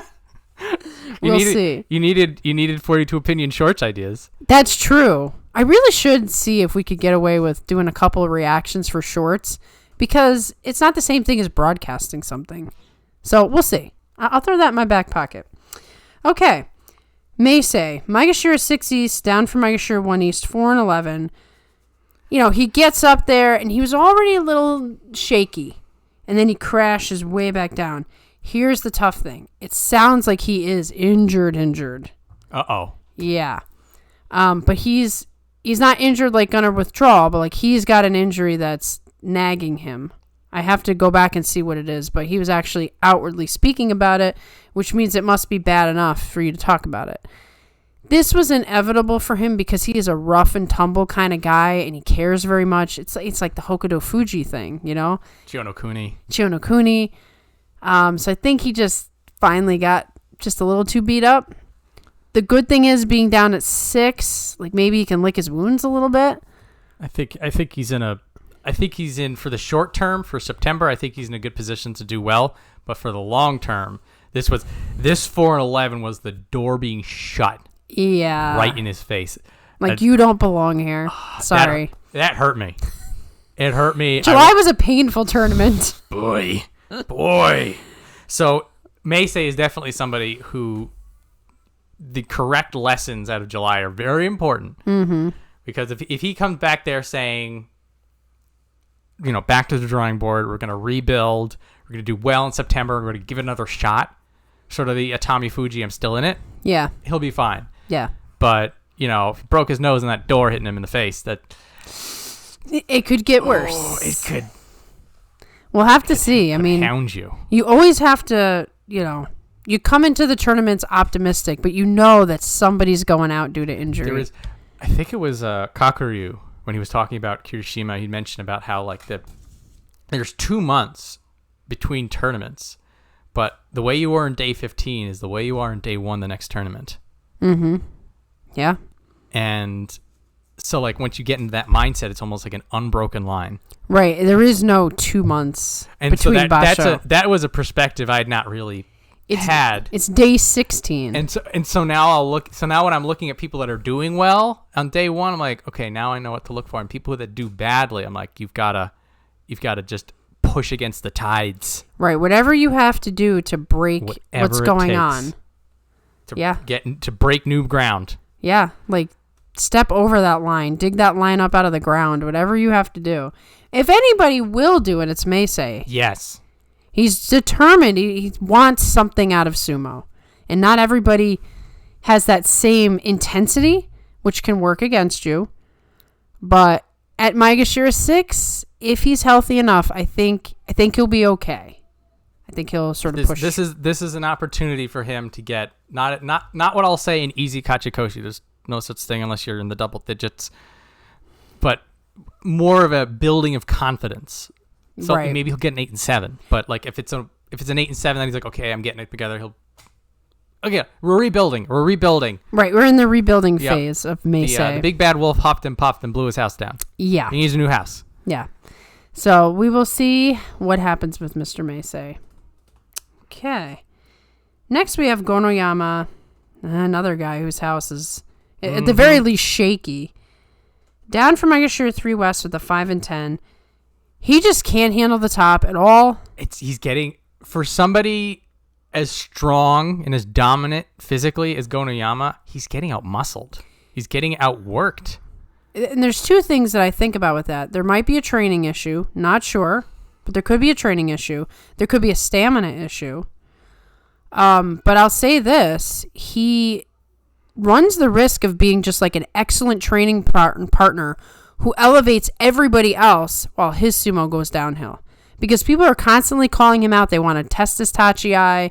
They want to see what they can do getting hit that hard. And yet he's not getting the good results of that. No. Look at somebody like Wakatakakage. Look at somebody like Hoshoryu. Look at Midorifuji. Small guys who fight big. Mm-hmm. Exactly. And then I look at Shonannoumi. I look at Oshoma. Those are big guys that fight small. And I'm wondering... Where is Gonoyama? Which way do we want to push Gonoyama? I think this was always a problem to some degree because we know he can do belt sumo. Goeido is insisting that he do push sumo, whatever the reasons are. I'm not saying that's good or bad or anything in between, but maybe there's always this inner challenge within him to decide who he is as a sumo wrestler. Because maybe his power is so great that you don't want to ignore it, but he wants to do the technical stuff. Because for Goeido to tell him, no, I don't want you doing it, means that he wants to do it, in my mind. There is a bit of that, yeah. If you're saying if it is a course correction, then there is something that your instincts draw you to that you have to force away. So maybe that is a good point. Maybe he's simply in the transition, and that it was just his raw power and talent that got him this far. And now he needs to finish his own mental transition before he can go any further. It does appear to be mental no matter how you look at it. But that's why I also question the stamina thing. He always seems to sort of burn out in week 2. Yeah, so I am looking forward to Gonoyama. Well, at this level, he'll probably do pretty well. The larger questions remain. Right. Gonoyama's still sort of... He's still young, and he still has a chance to right this ship. So I think we just kind of keep a cautious eye on him. And like you said, he's at a rank right now where he should do okay. I don't see any injury issues or anything. So, once again, another question mark. That's like our favorite thing. Now, this is somewhat of a question mark to me, but not in the way that Gonoyama is. Wakatakakage, Maegashira 7 East, up from Maegashira 14 East. 11-4, he gave us the triumphant return that we all were hoping. And I think at Maegashira 7 East, he's going to still get easier fights. So we should have another good tournament in a row. But, talking about sort of the future a little bit, is he just doing this good because he's fighting the lower rankers? Like, is he still going to be this strong against the higher rankers? He fought like a Sanyaku. He did. In July. He did. And that was a Sanyaku who had nerves, not 100%. All of his losses that I looked at, I'm just like, he'll fix that. I wasn't even worried. Like maybe jitters. Little jitters, just, legs didn't give him exactly what he wanted. I expect another 11-4 at him right here. You think he's challenging for the U show in September? If it's an 11-4 Yuso, yes. Okay. I see double digits out of him. I think it's for somebody like him, 7 is still too low. Right. He's beyond that. A little bit of over optimism. I'll admit to that. I think I want Wakatakakage back in Sakiwake gunning for Ozeki. Like tomorrow. Where he belongs. Yeah. So I see double digit wins for him in September. There will be a few more tests. I think we're going to see a little bit him having to give it his all. And like to your point, he fought some people far down. He just destroyed them. Yeah. Because they had no hope. Right. They had no business being in the ring with him. No. So we'll see some people that he has business in the ring with. He'll likely be fighting people higher up sooner if he's doing well. Mm-hmm. And then that means in November, he'll be at that 1-2 rank. Right. And then we get to have some fun. At that point, then the real fights begin. Right. Because then he's fighting the Sanyaku. Then he's back in the mix with the people at his level. So it's interesting because Goose does not believe that Wakatakakage will ever make Ozeki. That is still the big question for him. He was sort of hanging around close, wins the U show, but he had the same problem that we talk about with other guys. He just wasn't good enough. And the question is, now after sustaining such a serious injury and coming back, is that going to work for him? Or is it going to be like, yeah, it took enough out of you that you really have no shot at Ozeki? He was a breath away. He needed another year to finish working it out. And said he gets injured. And then he gets the ACL pit. So the potential is still there. Right. And if everything's looking good to go, then he's just going to be that much hungrier for it. Right. I would think, after losing a whole year of time. Yeah, this is where I think November is going to be more the deciding factor on how far he's going to go. Because once he gets November, then he's fighting that wild 10 people right here. Mm-hmm. If he can get 8, 9, 10 wins here, then we'll know. Then it's only a matter of time. Yeah. So this tournament is really just go out there, do your best, and you might win a U show. Might win a U show. Probably not, but it's in the cards. I would say it's in the cards. I would say that 10, 11 wins out of him at this is almost a given. Yeah. And I am looking very much forward to seeing him fight people that are going to give some spirited fights. Like, imagine him in Atamifuji. That's not going to happen. Him, Kotoshoho. Mm-hmm. These are the people he's going to be fighting. Right. Takanosho, another guy. So, this is going to be some exciting stuff that will show more about the people that he's fighting than about him. Because I feel like he should be able to do well. Pass him aside. Looking forward to September just to see him do his stuff. Yeah, I agree. So next we have Churanoumi, Maegashira 7 West, up from 12 West with the 10-5. So this is a guy who comes in. No one has any faith at him. They're looking at all the other 5 guys that came, or the other 4 guys that came in, and he's sort of hung in there. And now he's finally given a very good performance, 10-5. But now that's when you start to see who you really are. Now you're going to get really tested. Yeah. So where Wakatakakage sort of, I see him as still a Sekiwake. I see Churanoumi as breaking new ground. Still Juryo? Do you see him that way? No. I see him like 10-11. Okay.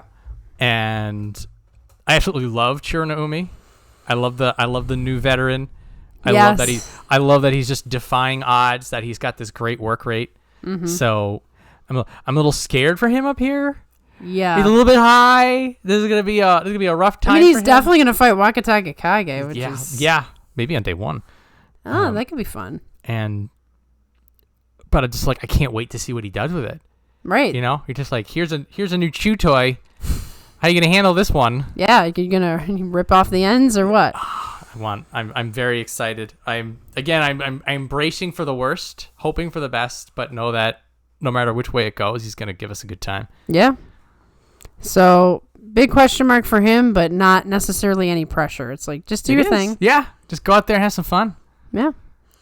So and then we have Endo. Also, 10-5, jumps up from Maegashira 14 West to Maegashira 8 East. So this is the upper end of the veteran safe zone. He is a veteran. He is an prone injuries man. I think that's a transition that has officially happened. Right, like there is going to be no more of the Maegashira 1 Endo days. Nah.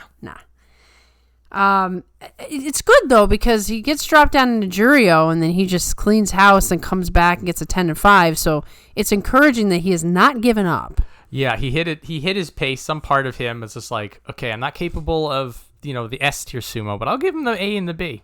Right, and I am good enough that I should be able to beat these guys. Yeah, I'd say goodbye to him, and then he came back. I'm like, oh, thank God. Once again, one of those nice surprises. That was a huge one. I thought, nope, we won't see Endo again in 42. And he just was like, excuse me. Yeah, like, you like, peasant. Cheerio, you show. Whatever. 10-5. I'm good. Yeah, so we're going to get, I think there is like a level of that veteran consistency that we can at least expect out of him now. The 9-5 stuff is these days less a matter of him checking out and more a matter of, well, my body can only let me do this today. Right. It's like a car with engine trouble. Yeah. It's just like, well, I can get down the block. I'll get down the block really fast, and then it's just going to die right at the stop sign. So we'll see what he does. I feel like 8 is about as high up as you can go and still have an expectation of a winning score. Yeah. For him. So he shouldn't be in the like warning zone. Like if he gets an 8 and 7, then we're gonna be like in November. Endo, be careful. Yeah. It'll be like where Churanoumi is. We're just like, ooh. Yeah. You may get slapped a bit. Hope you don't mind. Bring the raincoat. So now we have Midorifuji, Maegashira 8 West, up from 10 West, 8 and 7. Definitely rebuild phase for Midorifuji. He sort of did this. He had a tournament where he did 1,000,000 katatsukashis. Did great. Then for 2 tournaments decided to do straight up sumo, acting as though he is a much larger man than he actually is. The first tournament he tried that in, it was a disaster. The second tournament, not so bad. Not too bad. So maybe he is learning something that can propel him in the future, because you can't just do the same move over and over again and expect success. He knows that. So he's doing little man, big sumo. Yeah. So he's a little man, but he fights like he's a much bigger man. I mean, that is something he's always had, and I think he's leaning into it now more. Mm-hmm. I still think that we will know if he's going to make a run for it if he starts putting the katsukashi back in. Right. He took it out to see what he could do. And now he's sort of just like, okay, I can do a katsukashi here. Get a couple wins, but then I'll go back to fighting like I'm twice as my size. So that nobody really knows what to expect from me. Yeah. Because that's really what the little guys have on their side, is speed and unpredictability. Yeah. He's turning into a technically sound Ura. Mm. If he continues this route. And so September we're going to see, are you still working through it, or is now when you start to you put the pieces on the table and you see what you can build. Right. We really don't know. He might need another tournament of testing the waters. It's possible. So, once again, another question mark. More excitement, though, because Optimistic yes, for him. That's an optimistic question mark because Midorifuji is a very exciting guy to watch. He is an Isegahama. He's getting all the wealth of knowledge and experience from everybody, and he doesn't quit. He's he's probably like the smallest guy, right, in the top division? I think he is now, yeah. Yeah, it used to be Enho, but now Midorifuji has taken that mantle, and he's showing us some very interesting sumo. Yeah, Enho 5-2, I think, in July. On his way back. He's on his way. It's gonna be a slow Give him a couple climb. years. Give him a couple years. The thought of how many people we have to say that about. Gives me chills. Okay, Ichiyamamoto, Maegashira 9 East, up from Maegashira 11 East with an 8 and 7. Okay, so gaining some skills, but still has the same weaknesses? Is that fair to say? I feel like he is fighting purely on spirit, which is endearing me to him because like he's starting to hit harder. Now, July, probably the worst case scenario for him. So yeah, he's somebody that would have trouble with the slipping. If you look at his 8 and 7 in July, you're thinking, okay, he did that well despite having the worst time he could possibly want out of a sumo. So maybe in September he's going to do really well. But then if you look at July and you're like, you didn't really do much else. Mm-hmm. I am cautiously leaning towards the former, that with some more firmer clay beneath his feet, maybe he'll be able to do a little bit better. But at 9 East, now he's still in the veteran safety zone. Yeah, but he's not a veteran, but that. Yeah, I mean, he's got a mix of people that could be tough between Wakatakakage and then maybe some of the new guys will give him trouble. We don't know. We don't know as much about them. But relatively safe position for his skill set.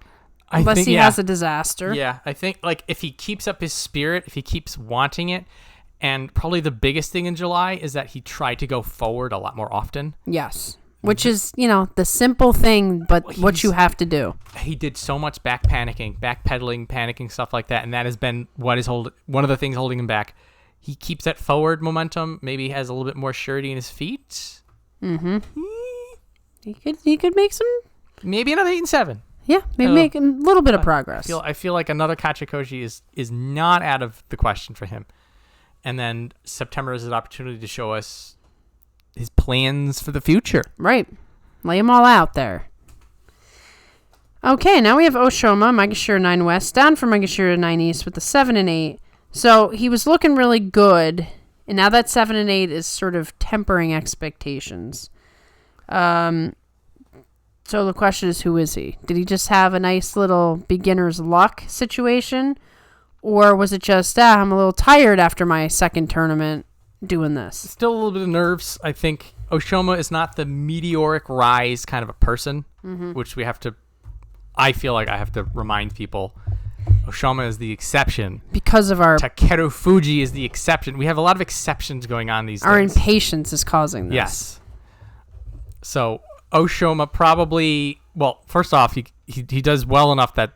Did he fight... Was this the tournament that he fought Hoshoryu, or am I getting that in May mixed up? I am getting that mixed up with May. Never mind. But so like he is good enough to at least they have to throw him to the lions a little bit. Right. But I think as a larger sense, the higher up the Banzuke he gets, his lateral sumo is going to be less effective. Right. That's what he needs to figure out. And this is so the mild setback to him would be like, okay, this is as far as you can get with the sumo the way you are now. Now you need to make adjustments. Now you need to refine it. Now you need to make them scared. Now you need to impose your will. All within his possibilities and all things that he could be doing in September that could get him back to moving up. Right. What stable is he in? He's in Naruto stable. Okay, so his coach should be able to... He's got a pretty good coach. He is with Oshoumi, who welcome to Juryo. And that's it? Yes. So, his coach should know how to talk him through the transitional stages. Yes. Theoretically, he would not have a training issue per se. no training partners, but that's a whole other issue. So, best selector Yu Oshoma. It's going to be interesting. Consistency is the key. The key. If he can reverse the Makakoshi, that's a good mental victory for being able to recover it at the top division. If there's some new aspects to his sumo, that's probably going to be a contributing factor. Yeah, he'll definitely have to show us something new. Yes. Now, the potential man of the hour, Tamawashi. Small little decline. Nobody cares about the rank at this point. His attendance record should be his in 3 days. 3 days. I think 2 he makes it, and 3 he breaks it. Okay. So all Tamawashi has to do is show up, fight halfway decently, because he does not want to go 0-3 when he's trying to set a record. And then he gets a record for most consecutive days. What is the exact I think it's record? a consecutive days in the top division. Okay. There's another record which is like total fights in the top division. He needs like another 200 or something like that. Oh, geez, that's how many tournaments is that? It's another 5-6 years. Yeah, I don't think he's gonna get that one. But I'm sure there's some other records for 40-year-olds, and he turns 40 in November. So he's probably the big one he was chasing. He's going to get this tournament, and that's going to be just an awesome moment for him and an awesome moment for Tamawashi fans. Yes, there's going to be a little bit of a celebration. Yeah. See, September is full of like some cool stuff. Can you imagine if we get Tamawashi in the week 1, we get a new Ozeki, some of these guys rise to the occasion. Somebody surprises us as in the U show. Like September is full of hope. Yeah, this one's also pretty much a layup. Sure is. I think he'll limp his way out there if he has to. Yeah, I think he's made mention that there's a couple times that like he literally was limping out there, like he was a battered mess. He's like, I got to keep this record. Right, unless like I'm unconscious, I will be out there. Oh my goodness! Win, lose or draw, it's gonna be a very fun time for Tamawashi. Mm-hmm. Then from there, it's which records he's going to be going after next, which are all attendance, which means that all he needs to do is just fight well enough. Right. Which he has proven to be able to do. Yeah. So, best selected Tamawashi, just getting out there simple, getting the record, having a good time in this tournament. After that, we have Roga, Maegashira 10 West, up from 15 West with the 9-6. He destroyed the Maegashira 15 West curse. We thought he might stay there for a while with the 7-8. That would have been hilarious. I am lamenting the loss of the joke, but I'm glad that the way it was broken was him doing up really well. Yeah, because it could have went the other way where it's back to Juryo. 5 ranks and a 9-6, not a bad scammer. You can get it. But again, this is the state of the Banzuke, that there was just these large gaps of people that did poorly that anybody who did decently well was going to take advantage of. So what's nice for Roga is now he can do relatively poorly, which he won't because he's pretty good. Yeah. And at the same time, now there's going to be a fresh challenge, some new people. Right. It's always good to see some new faces if you're trying to test your skill. And the mental success of having gotten that top division Kachikoshi. Right. Finally, after all this time. So I think Roga will do okay. I don't know if he's going to be a 9-6. But I'm not expecting a bad performance out of him. I expect at least a Kachikoshi. Yeah. I don't think it'll be double digits in either direction. So it'll be somewhere between a 9-6 and a 6-9. I think he'll do well. I think maybe he'll have another surprise or two for us. And I do like that mental game is just got to be in his favor now. Right. He's gotten the monkey off his back, so to speak. Next we have Sadanoumi, Maegashira 11 East, down from Maegashira 7 West with the 5-10. So he was a bit high for his current state. Yes. He should, if he's healthy enough, he should be good here. This is a nice, safe place for a veteran to hang out. Sadanoumi has not given up on being a good sumo wrestler, so he's going to give it his all in every match. He's going to give the young guys a hard time. He could still, have a decent showing at 11. Yeah, it's also at this point, the record is not going to be as, at risk. And also, like, if he gets another Makakoshi here, it's not good, but it's okay. Sadanomi's big problem is that he's typically just getting outworked by the gung-ho people, and now he's out of the way of some of the gung-ho people to the point that maybe he will be able to at least hold rank or like get like a 7 and 8. So best of luck to you, Sadanoumi. As always, you're a good guy, and it's great that we still have a veteran of his caliber sticking around. So next, speaking of veterans, not quite Sadanoumi, but still veteran, Kagayaki, Maegashira 11 West, up from Maegashira 16 East with a 9 and 6. This is a Kagayaki that we have been hoping for since years ago. So, like, once again, a big surprise. Like, wait, sometimes you can do it. Well, something got figured out. He was able to sort of let his power be felt and also had the ability to sort of course correct. Like that was his big problem. Mm-hmm. So September is going to be important for him because if you can do that twice in a row and also do that with a step up in competition, Kagayaki has maybe finally turned the corner. Right. And you would think after all these years of fighting that you'd be able to pull out your experience, try some things, and just find success again. Yeah, it's just like I really want Kagayaki to do well because once you get that pattern, once he's figured it out, like once you see it repeat itself over 2 tournaments, you're just like, finally, this is the Kagayaki that we've been wanting since 2021. And he would be a good example of forget about the past. Yes. Like if he could just go forward and create a new future, then, all that bad stuff is gone. It's all gone. It's like it was all just what you needed to get through to get to this point. Exactly. So I am holding back on the crazy until September. September for me is the can I go nutso as a Kagayaki fan again. Yeah, it could be a very fun recap show if like some of these guys just do crazy stuff. They do crazy well. If he doesn't, if it's like a 6 and 9 or 8 and 7, it's like okay, he's still figuring it out. Temper it down. Right. But he gets another 9 and 6, gets a special prize. I'm like, guys, finally, he's I'm back. Get a time machine to myself back in the day because when he was floundering, he's like he's lost. He's like, no, I'm gonna figure it out. Find himself in Juryo. Yeah, I'll just tap myself on the back and I'll be like, don't worry, he'll get through it. That's gave me a great idea for a short. Take a section of something that happened in the past and then create a future me and have that future me talk to old me. That's a good idea, actually. And or you. Dig through some of our old stuff. We gotta do something with the old stuff. Find some hilariously bad take that I did. Yes. And then you go to 2024, I'm just like, yeah, that sounded right. You're like, future me. Yeah. That I can have some fun with this. So, once again, we wish you the best of luck, Kagayaki, and move on to Bushozan. Another guy who did it. Finally. This was a struggle in his career to finally achieve this. 4 ranks on an 8 and 7. That's kind of cruel. It's like he finally gets it and it's like, okay, well, have fun because we're going to throw you up there. So, Bushozan got an 8 and 7. Recipient of good fortune, but not good fortune.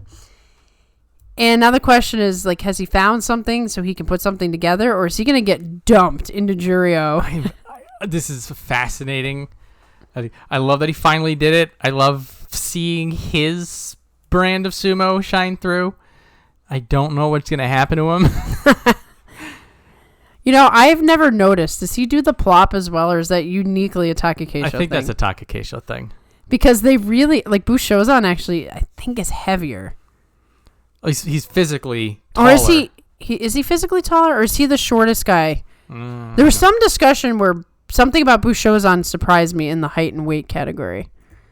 He might actually be the shortest. Where are you, Takakeisho? Boop. So we've got 171. 171. Actually, that's pretty short.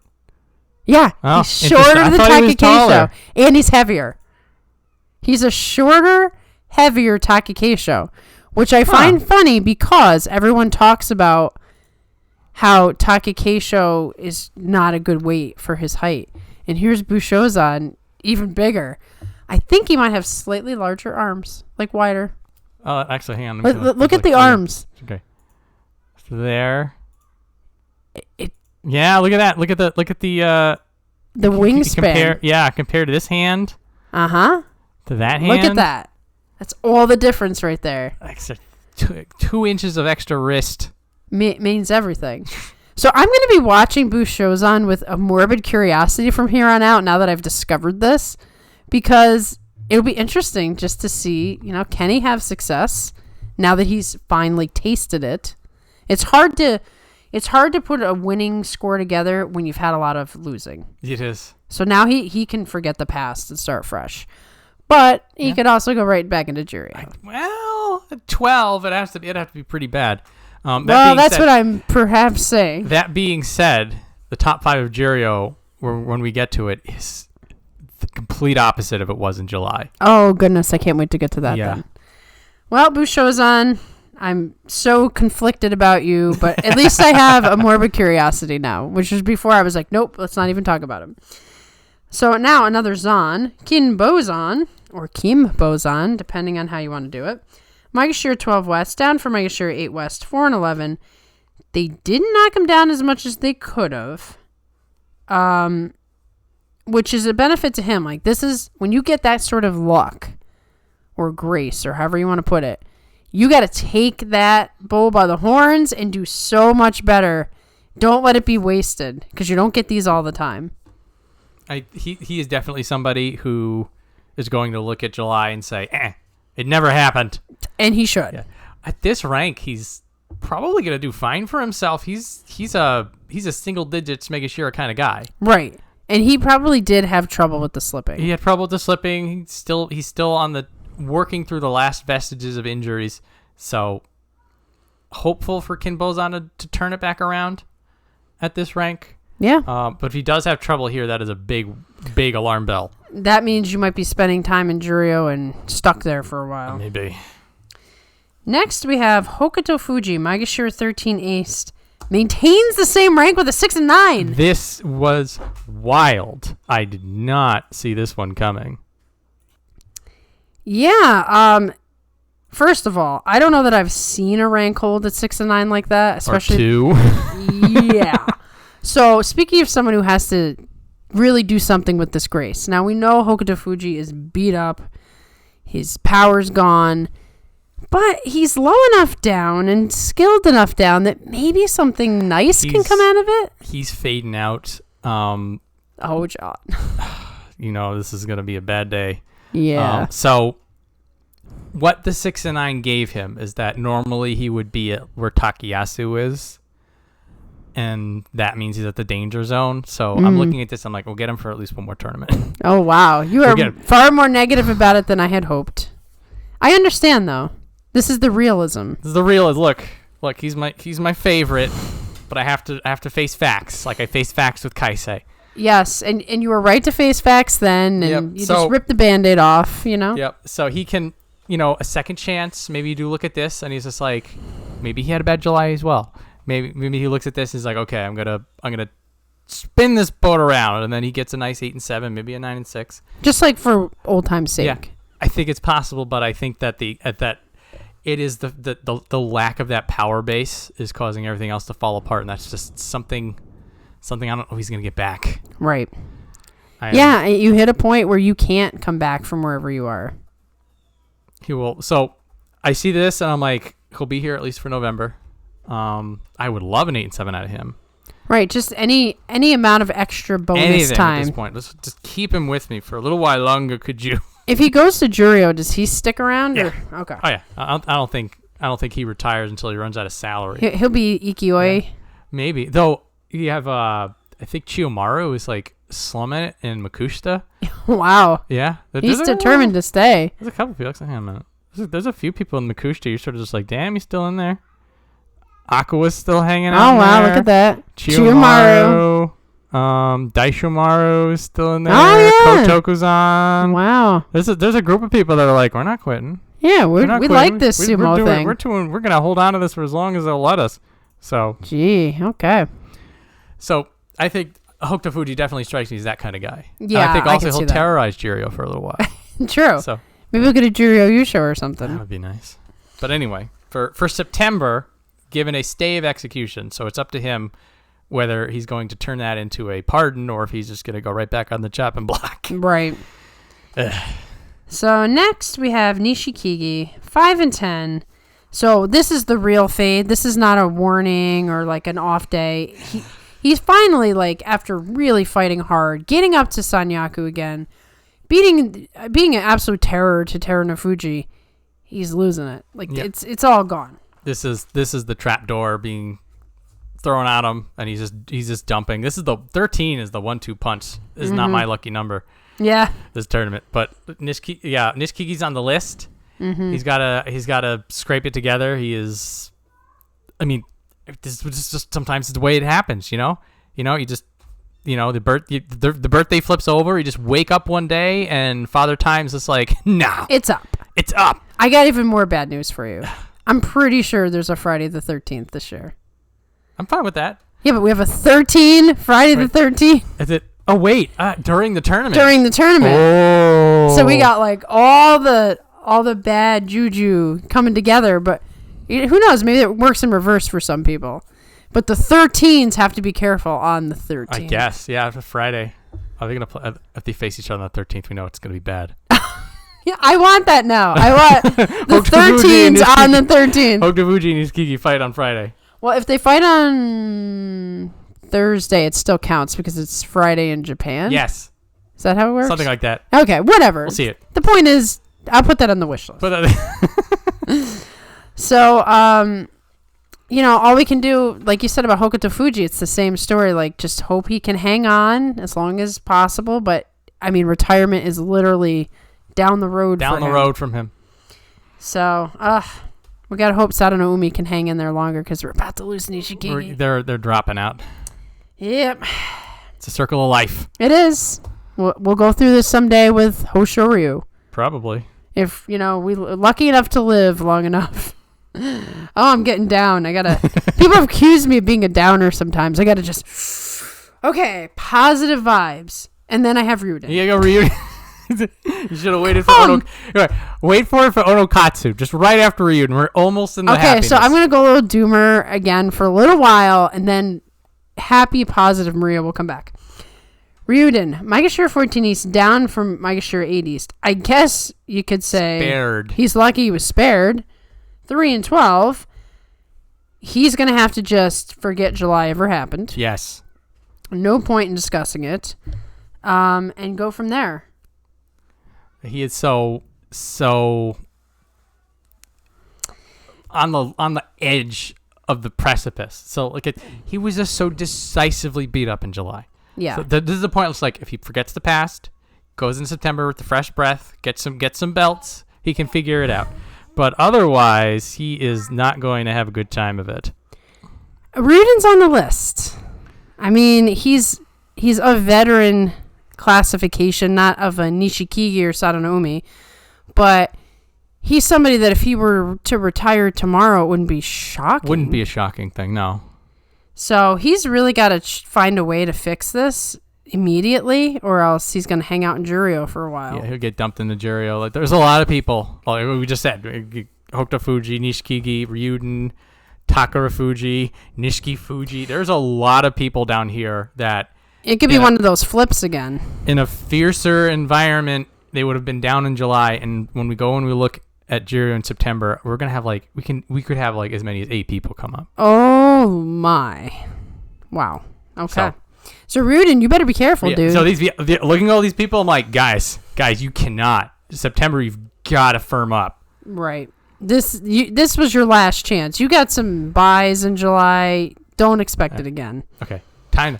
Uplift. Okay. Happy lift. I'm channeling positivity. We have a new wrestler, Onokatsu, from Juryo 1 West, 9 and 6. His professional start was November 2023, so this is a newbie. And no top knot. He might have one in the middle, but if you look at the little short one. Yeah, the little the thing that Onosato had. But if you look at his formal picture, he's got the mullet going. It's a battle mullet. So he's close. He is fresh. He is strong, and I looked at a couple of his matches in Juryo, and he's ready to go. Okay. He's also Onokatsu is in the same stable as Onosato Onosho. So that's Okay. So like it's Onokatsu. Oh, man. Because That's so tricky. I was looking at, also really throws me off because Shirokuma is with Onosato. And I'm like, who's with who? You've all got the same names. It's going to take us a while to figure this out. Yeah, Like, so we'll keep forgetting. What is also interesting is that Onokatsu is now past Onosho. Right? Wow. So Changing of the guard. not only is this his first time in the top division after less than a year, but now he's the highest ranked person in his stable. Right. All on him. Mm-hmm. And that could produce some interesting results. so he has got a deck full of jokers and X factors and what's going to happen here. But the kind of guy who can get to the top division in less than a year. Right.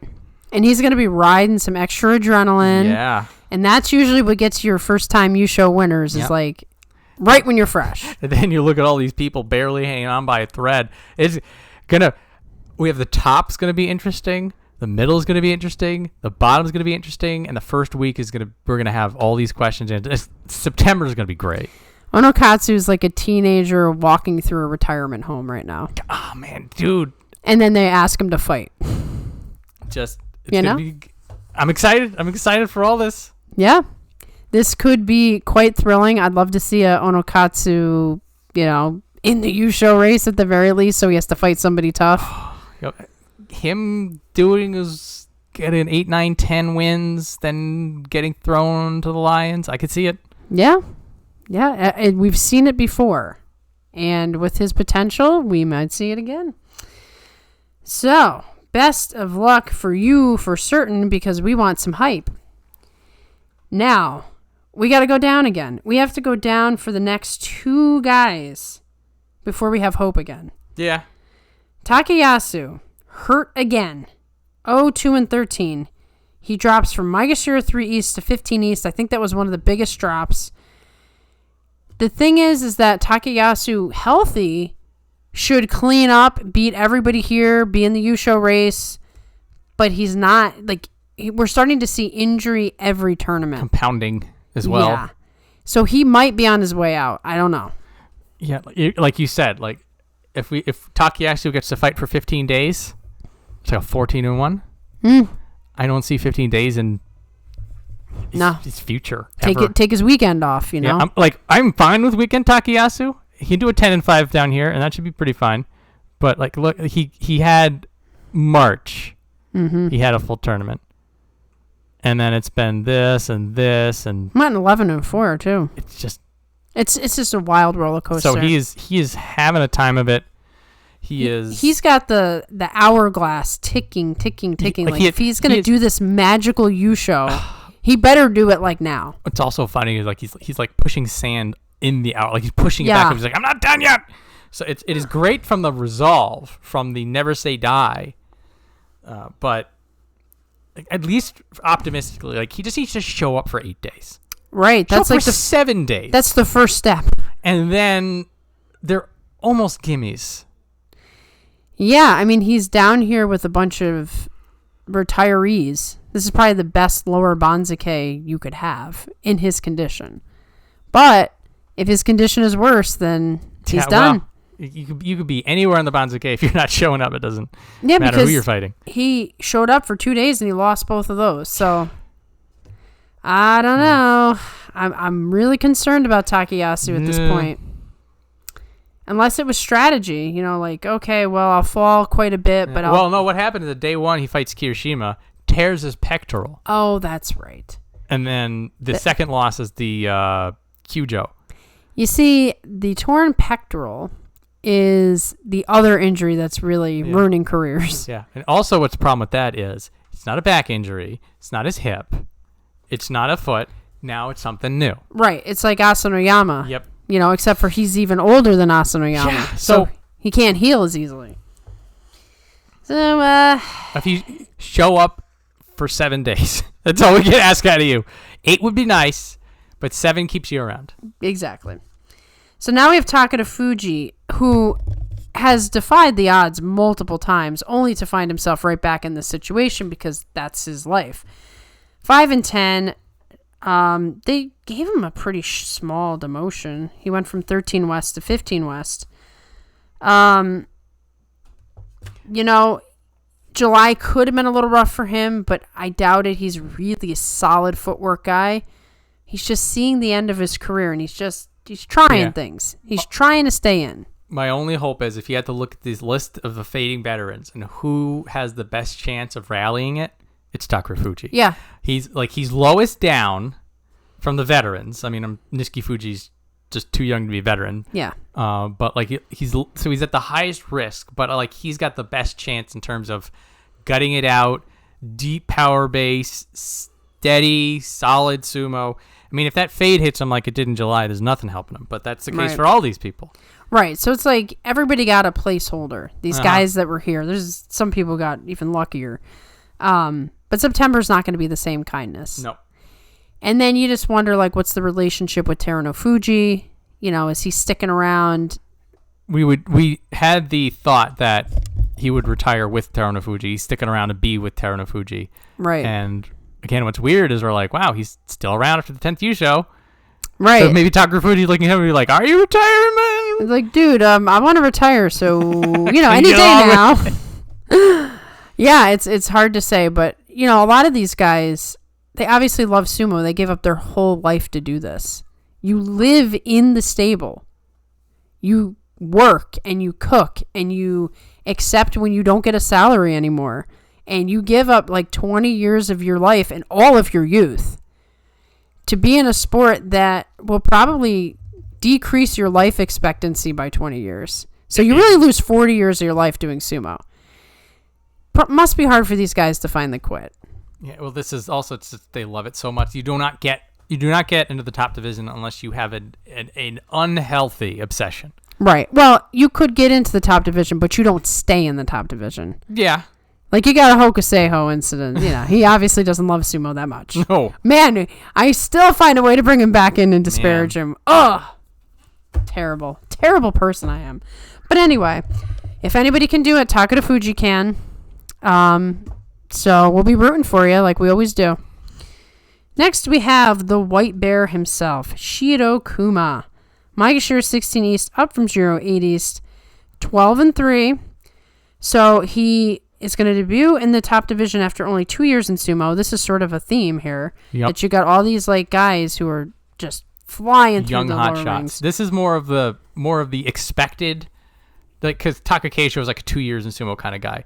That is what I would see like the normal prodigy. Yeah. Sort of gets in there and then works his way up. But it is interesting because then he's debuting with Onokatsu, who's the rocket shooting up. Well, this is sort of the thing that we're going to get now with all these elite wrestlers now becoming stable masters. Yes. Now they're all competing still in a different way. They're competing with how quickly can I get my guy up the ranks? How far can I get my guy? Who's going to have the first Yokozuna? Who's going to have the first Ozeki? It's fascinating behind the scenes.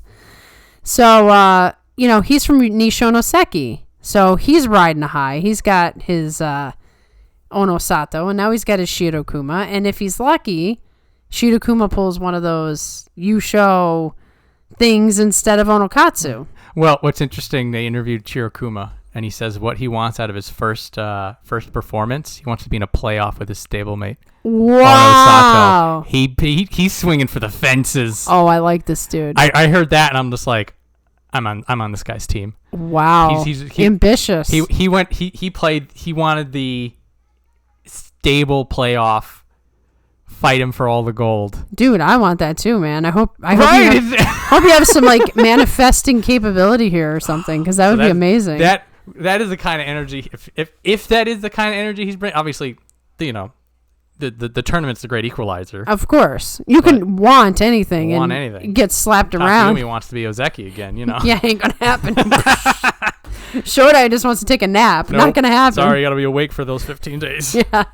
So I'm looking forward to him for that alone, and the Nishonoseki energy, and the Jiryo Yusho propelling him up, the new hotness. And the ability to talk about Danganronpa every time he's around. We want to. Now we need a Kurokuma, and then we need a teenager with a megaphone. We really need this, like, right now. But, I'm content with Shirokuma for now. For now. But I immediately I'm seeing him with half black, half white paint and I am. I am picturing Danganronpa as I see his name. I just can't help it. If this was a less serious show, like we'd have a soundboard. I know. And like every time he'd win, I'd play a body has been discovered. Oh man, that'd be amazing. But give Goose that idea. Well, maybe He'll do it. Yeah. All right. Well, best select him as well. We're gonna be very excited keeping an eye on these youngins. Yes. Those are always the best part of, not the best, but like the icing on the cake when you have the new guys that have, they're hot shots and they want to prove themselves. It just makes everything more exciting. So, next we have Kita no Waka. Maegashira 16 West, up from Juryo 3 East. So he just squeaks by. I didn't know if they were going to do this or not. Yeah, I was. This is in both directions. We're talking about all these people who were spared. Mm-hmm. And now we're talking like Juryo was so bad. A guy in 8 and 7 on Juryo 3 got the nod. Yeah, it happens like this sometimes. Yeah, so he has given himself a second chance sooner than he expected. Mm-hmm. Now, when Kita no Waka was up here before, they made short work of him. Yes. So I am not terribly optimistic, but sometimes it's just those opportunities that just get handed to you that you're like, I'm going to run this. Right, and sometimes you get a little luck as well. Well, you can never discount that. And Japan certainly doesn't. They're all about the luck thing. So, the odds are not in his favor, but we leave the door open for possibilities. Now, this is a big shock. The head scratcher of the century. Nishiki-Fuji, Maegashira 17 East, maintains this rank with a 6 and 9. I was shocked with Hokuto Fuji, but this is bigger shock. This felt like the most obvious demotion. And so I know that people were talking about Tamashoho coming up from Juryo. I think he had like a 9 and 6 at Juryo 5, so we're like just barely throw him down. But they looked at Nishiki-Fuji, were just like 6 wins is enough this tournament. So I didn't look at the guest the Banzuke, but I'm guessing no one got a Zensho. I don't think anybody picked that. No one. Well, I think this like historically has never happened either. This is just absolute madness. Yeah, it just doesn't. And this is why you can talk about the math all day long, but the Banzuke is subjective. Period. So the same way that Kita no Waka finds himself up here, also Nishiki-Fuji will look at him and be like, "Well, hey, I'll take it." They forgot about me, I guess. Hey, I mean, He is there, and you take the most out of that opportunity, but he is a beat-up man. Yeah, he is. That 6 and 9 was what he was capable of in July. So let's. I think he's gonna go to Juryo after this, but sometimes he's a puncher's chance. Yeah, he's got those 15 days to make the best of it. So if he can figure something out, all the power to him. I would like to look at the Juryo now because I'm not as aware as you are. So we got Chiyoshoma, we've got Onosho, we've got Toki Hayate. All 3 of these people have been in the top division before. And Chiyoshoma's only out because he had that surgery and he just couldn't overcome. So he might be fine. Yeah, keep in mind when it came to Chiyoshoma, it gets anxious if I watch it load. So remember, he had a 5-loss handicap. Yeah. And did a 5 and 5. That on a good day, and even on a bad day, 7, 8, 8, and 7, easy. So this is almost a shoe-in for him to do better. Onosho, if he's at 50%, Juryo has nothing on him. Right. He should be blasting people out there. Toki Hayate is, I feel like he was good, but not good enough for the top division. Yeah, and he had an outside. And so him getting a 9 and 6 season. The majestic Shishi. Mm-hmm. Goose's favorite wrestler. Touted, popular, did pretty well. They want him. Tamashoho, who was good enough, and people say dynamic and interesting, figuring it out. So off the rip, these 5 have a chance to come right up. Reasonable to think they'll get Kachikoshi. Mm-hmm. And so they're going to be knocking on the door. Shimazu-umi coming back up, fixed himself. Nice. Back from his injury. Shimazu-umi was a very pleasant surprise and then tragic when he tore his calf. Mm-hmm. Expect to see him. Hakuoho, remember him? He's I've at been 5 waiting. West. Yeah, I'm waiting. Pole position. You give him a Yusho, he's in. Yeah. So 1, 2, 3, 4, 5, 6, 7. My bestie Shonannoumi coming back around. Mm-hmm. Like sort of like how we don't talk about Takayasu doing well. I'm not going to talk about him doing well because I want it too much. Right, exactly. I want it too much. I would love to see him back in the top division. Daieisho, who's been... He's up. I mean, he's an up and down guy, but this could be an up. Right. Look at this. The top 5, I would say 9 of the 10 have a very good chance of getting up. Yeah.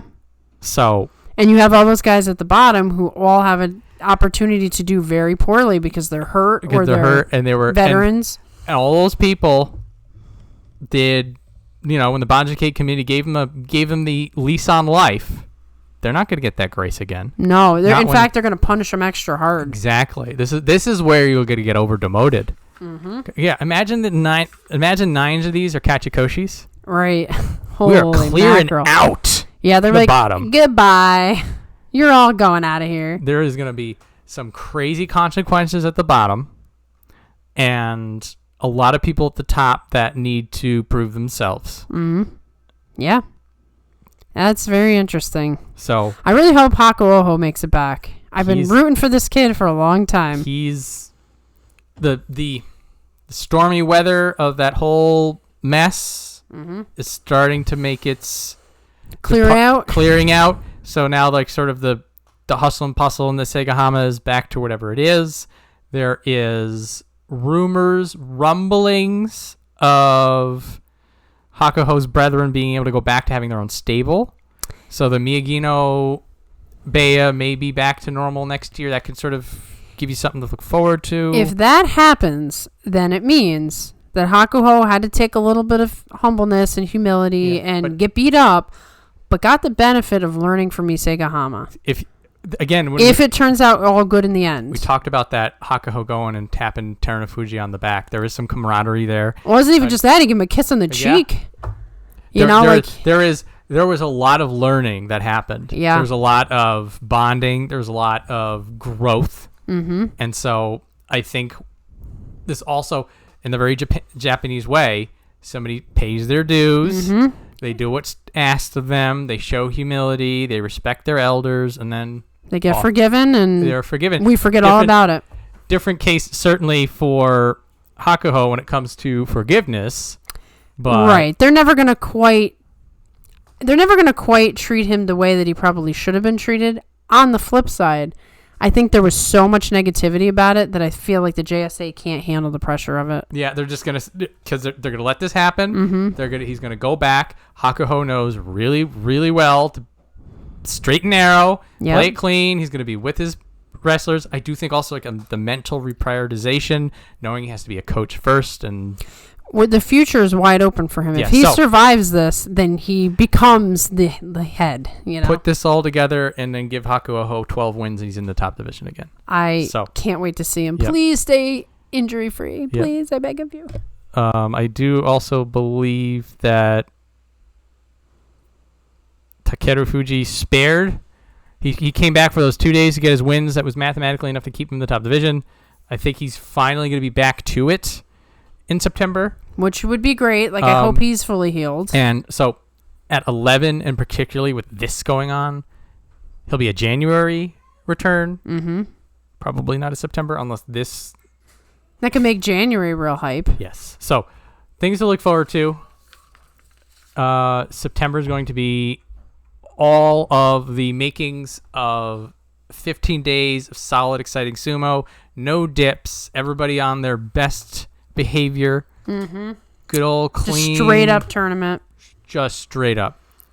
So, do you want to do wish list or predictions first?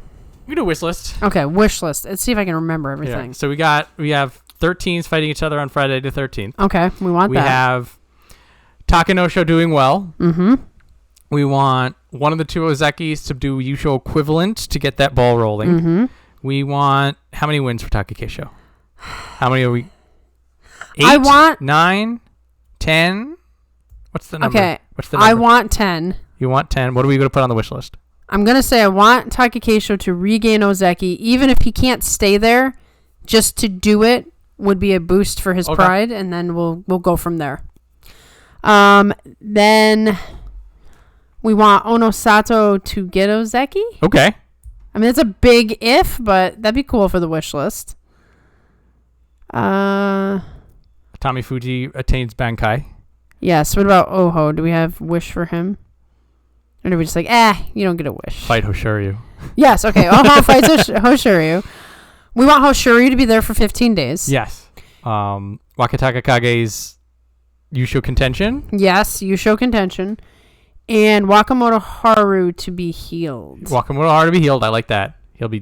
That's all he needs. Just to be healed. He will handle the rest. Exactly.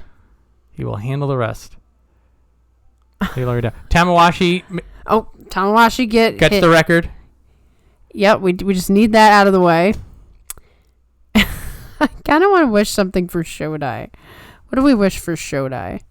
Kinboshi. Okay. There we go. Terunofuji shows up for one day. Fights Shodai in the first day. Shodai beats him and he goes Kyujo. Love it. There we go.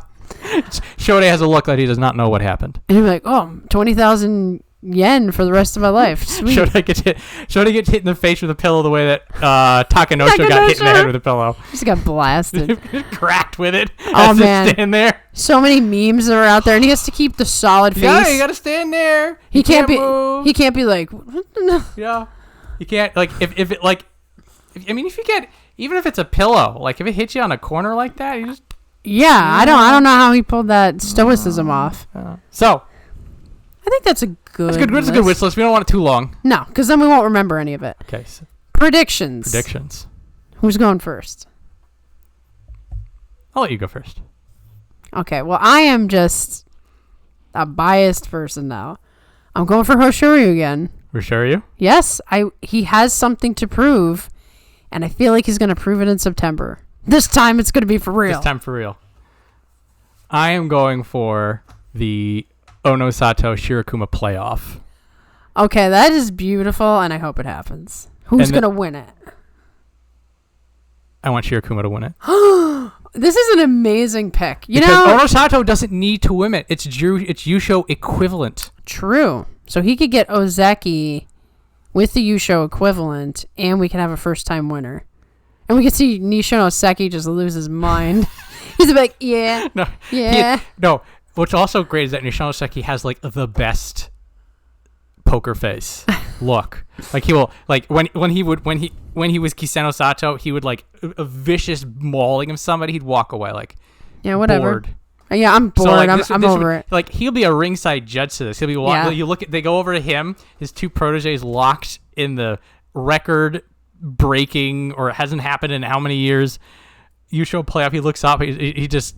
It looks like he's just like his diner order is 5 minutes late. And then it's a 12-3, so he goes, it doesn't count anyway. I know. He's just like he was like, it's a good start, I guess. Yeah, I guess you guys are all right. Maybe you can continue to train with me in my greatness. So I'm doing. I love it. I'm doing the bonkers pick because now we don't have to do sensible picks anymore. That's true. We really don't. I will say Hoshoryu is actually a sensible pick, but we don't have to do those if we don't want to. The only reason I'm doing a sensible pick is that I'm just now putting all of my Takakeisho energy into Hoshoryu, so he's getting like extra points. There will be a point where I'm like, nah, I'm back to bonkers. But I'm really waiting for that next Yusho. I need it. There's something in me that needs it. Feel that. So, Hoshoryu, do it. Yep. Do it in September because that's my favorite basho. It's the time to do it. Also, the time to do it. Everybody's got their best game, and when you beat people at their best, that just makes it all better. Right. We need a Yokozuna. Come on. Yeah. Get together. Starts on the 9th, early. Yes. And we will... Well, I will be looking forward to every day. Yeah. There'll be something will happen every day. Yep, there will be a story to tell, which means the live streams will be wild. Yeah. Can't wait for that. Yeah, shout out to Sunday Morning Sumo Show. Mm-hmm. They're going to have a time of it too. Yeah, they're going to be front row center for all this stuff going down. Shout out to those guys. Treating our channel well. I appreciate it. Yeah, the first support we've really had in the internet community, so we like it. You guys are all right. Experts in all things, including basket weaving. All right, that's been our show. We will catch you in the second week for live streams. Yep. Thanks for watching. Bye.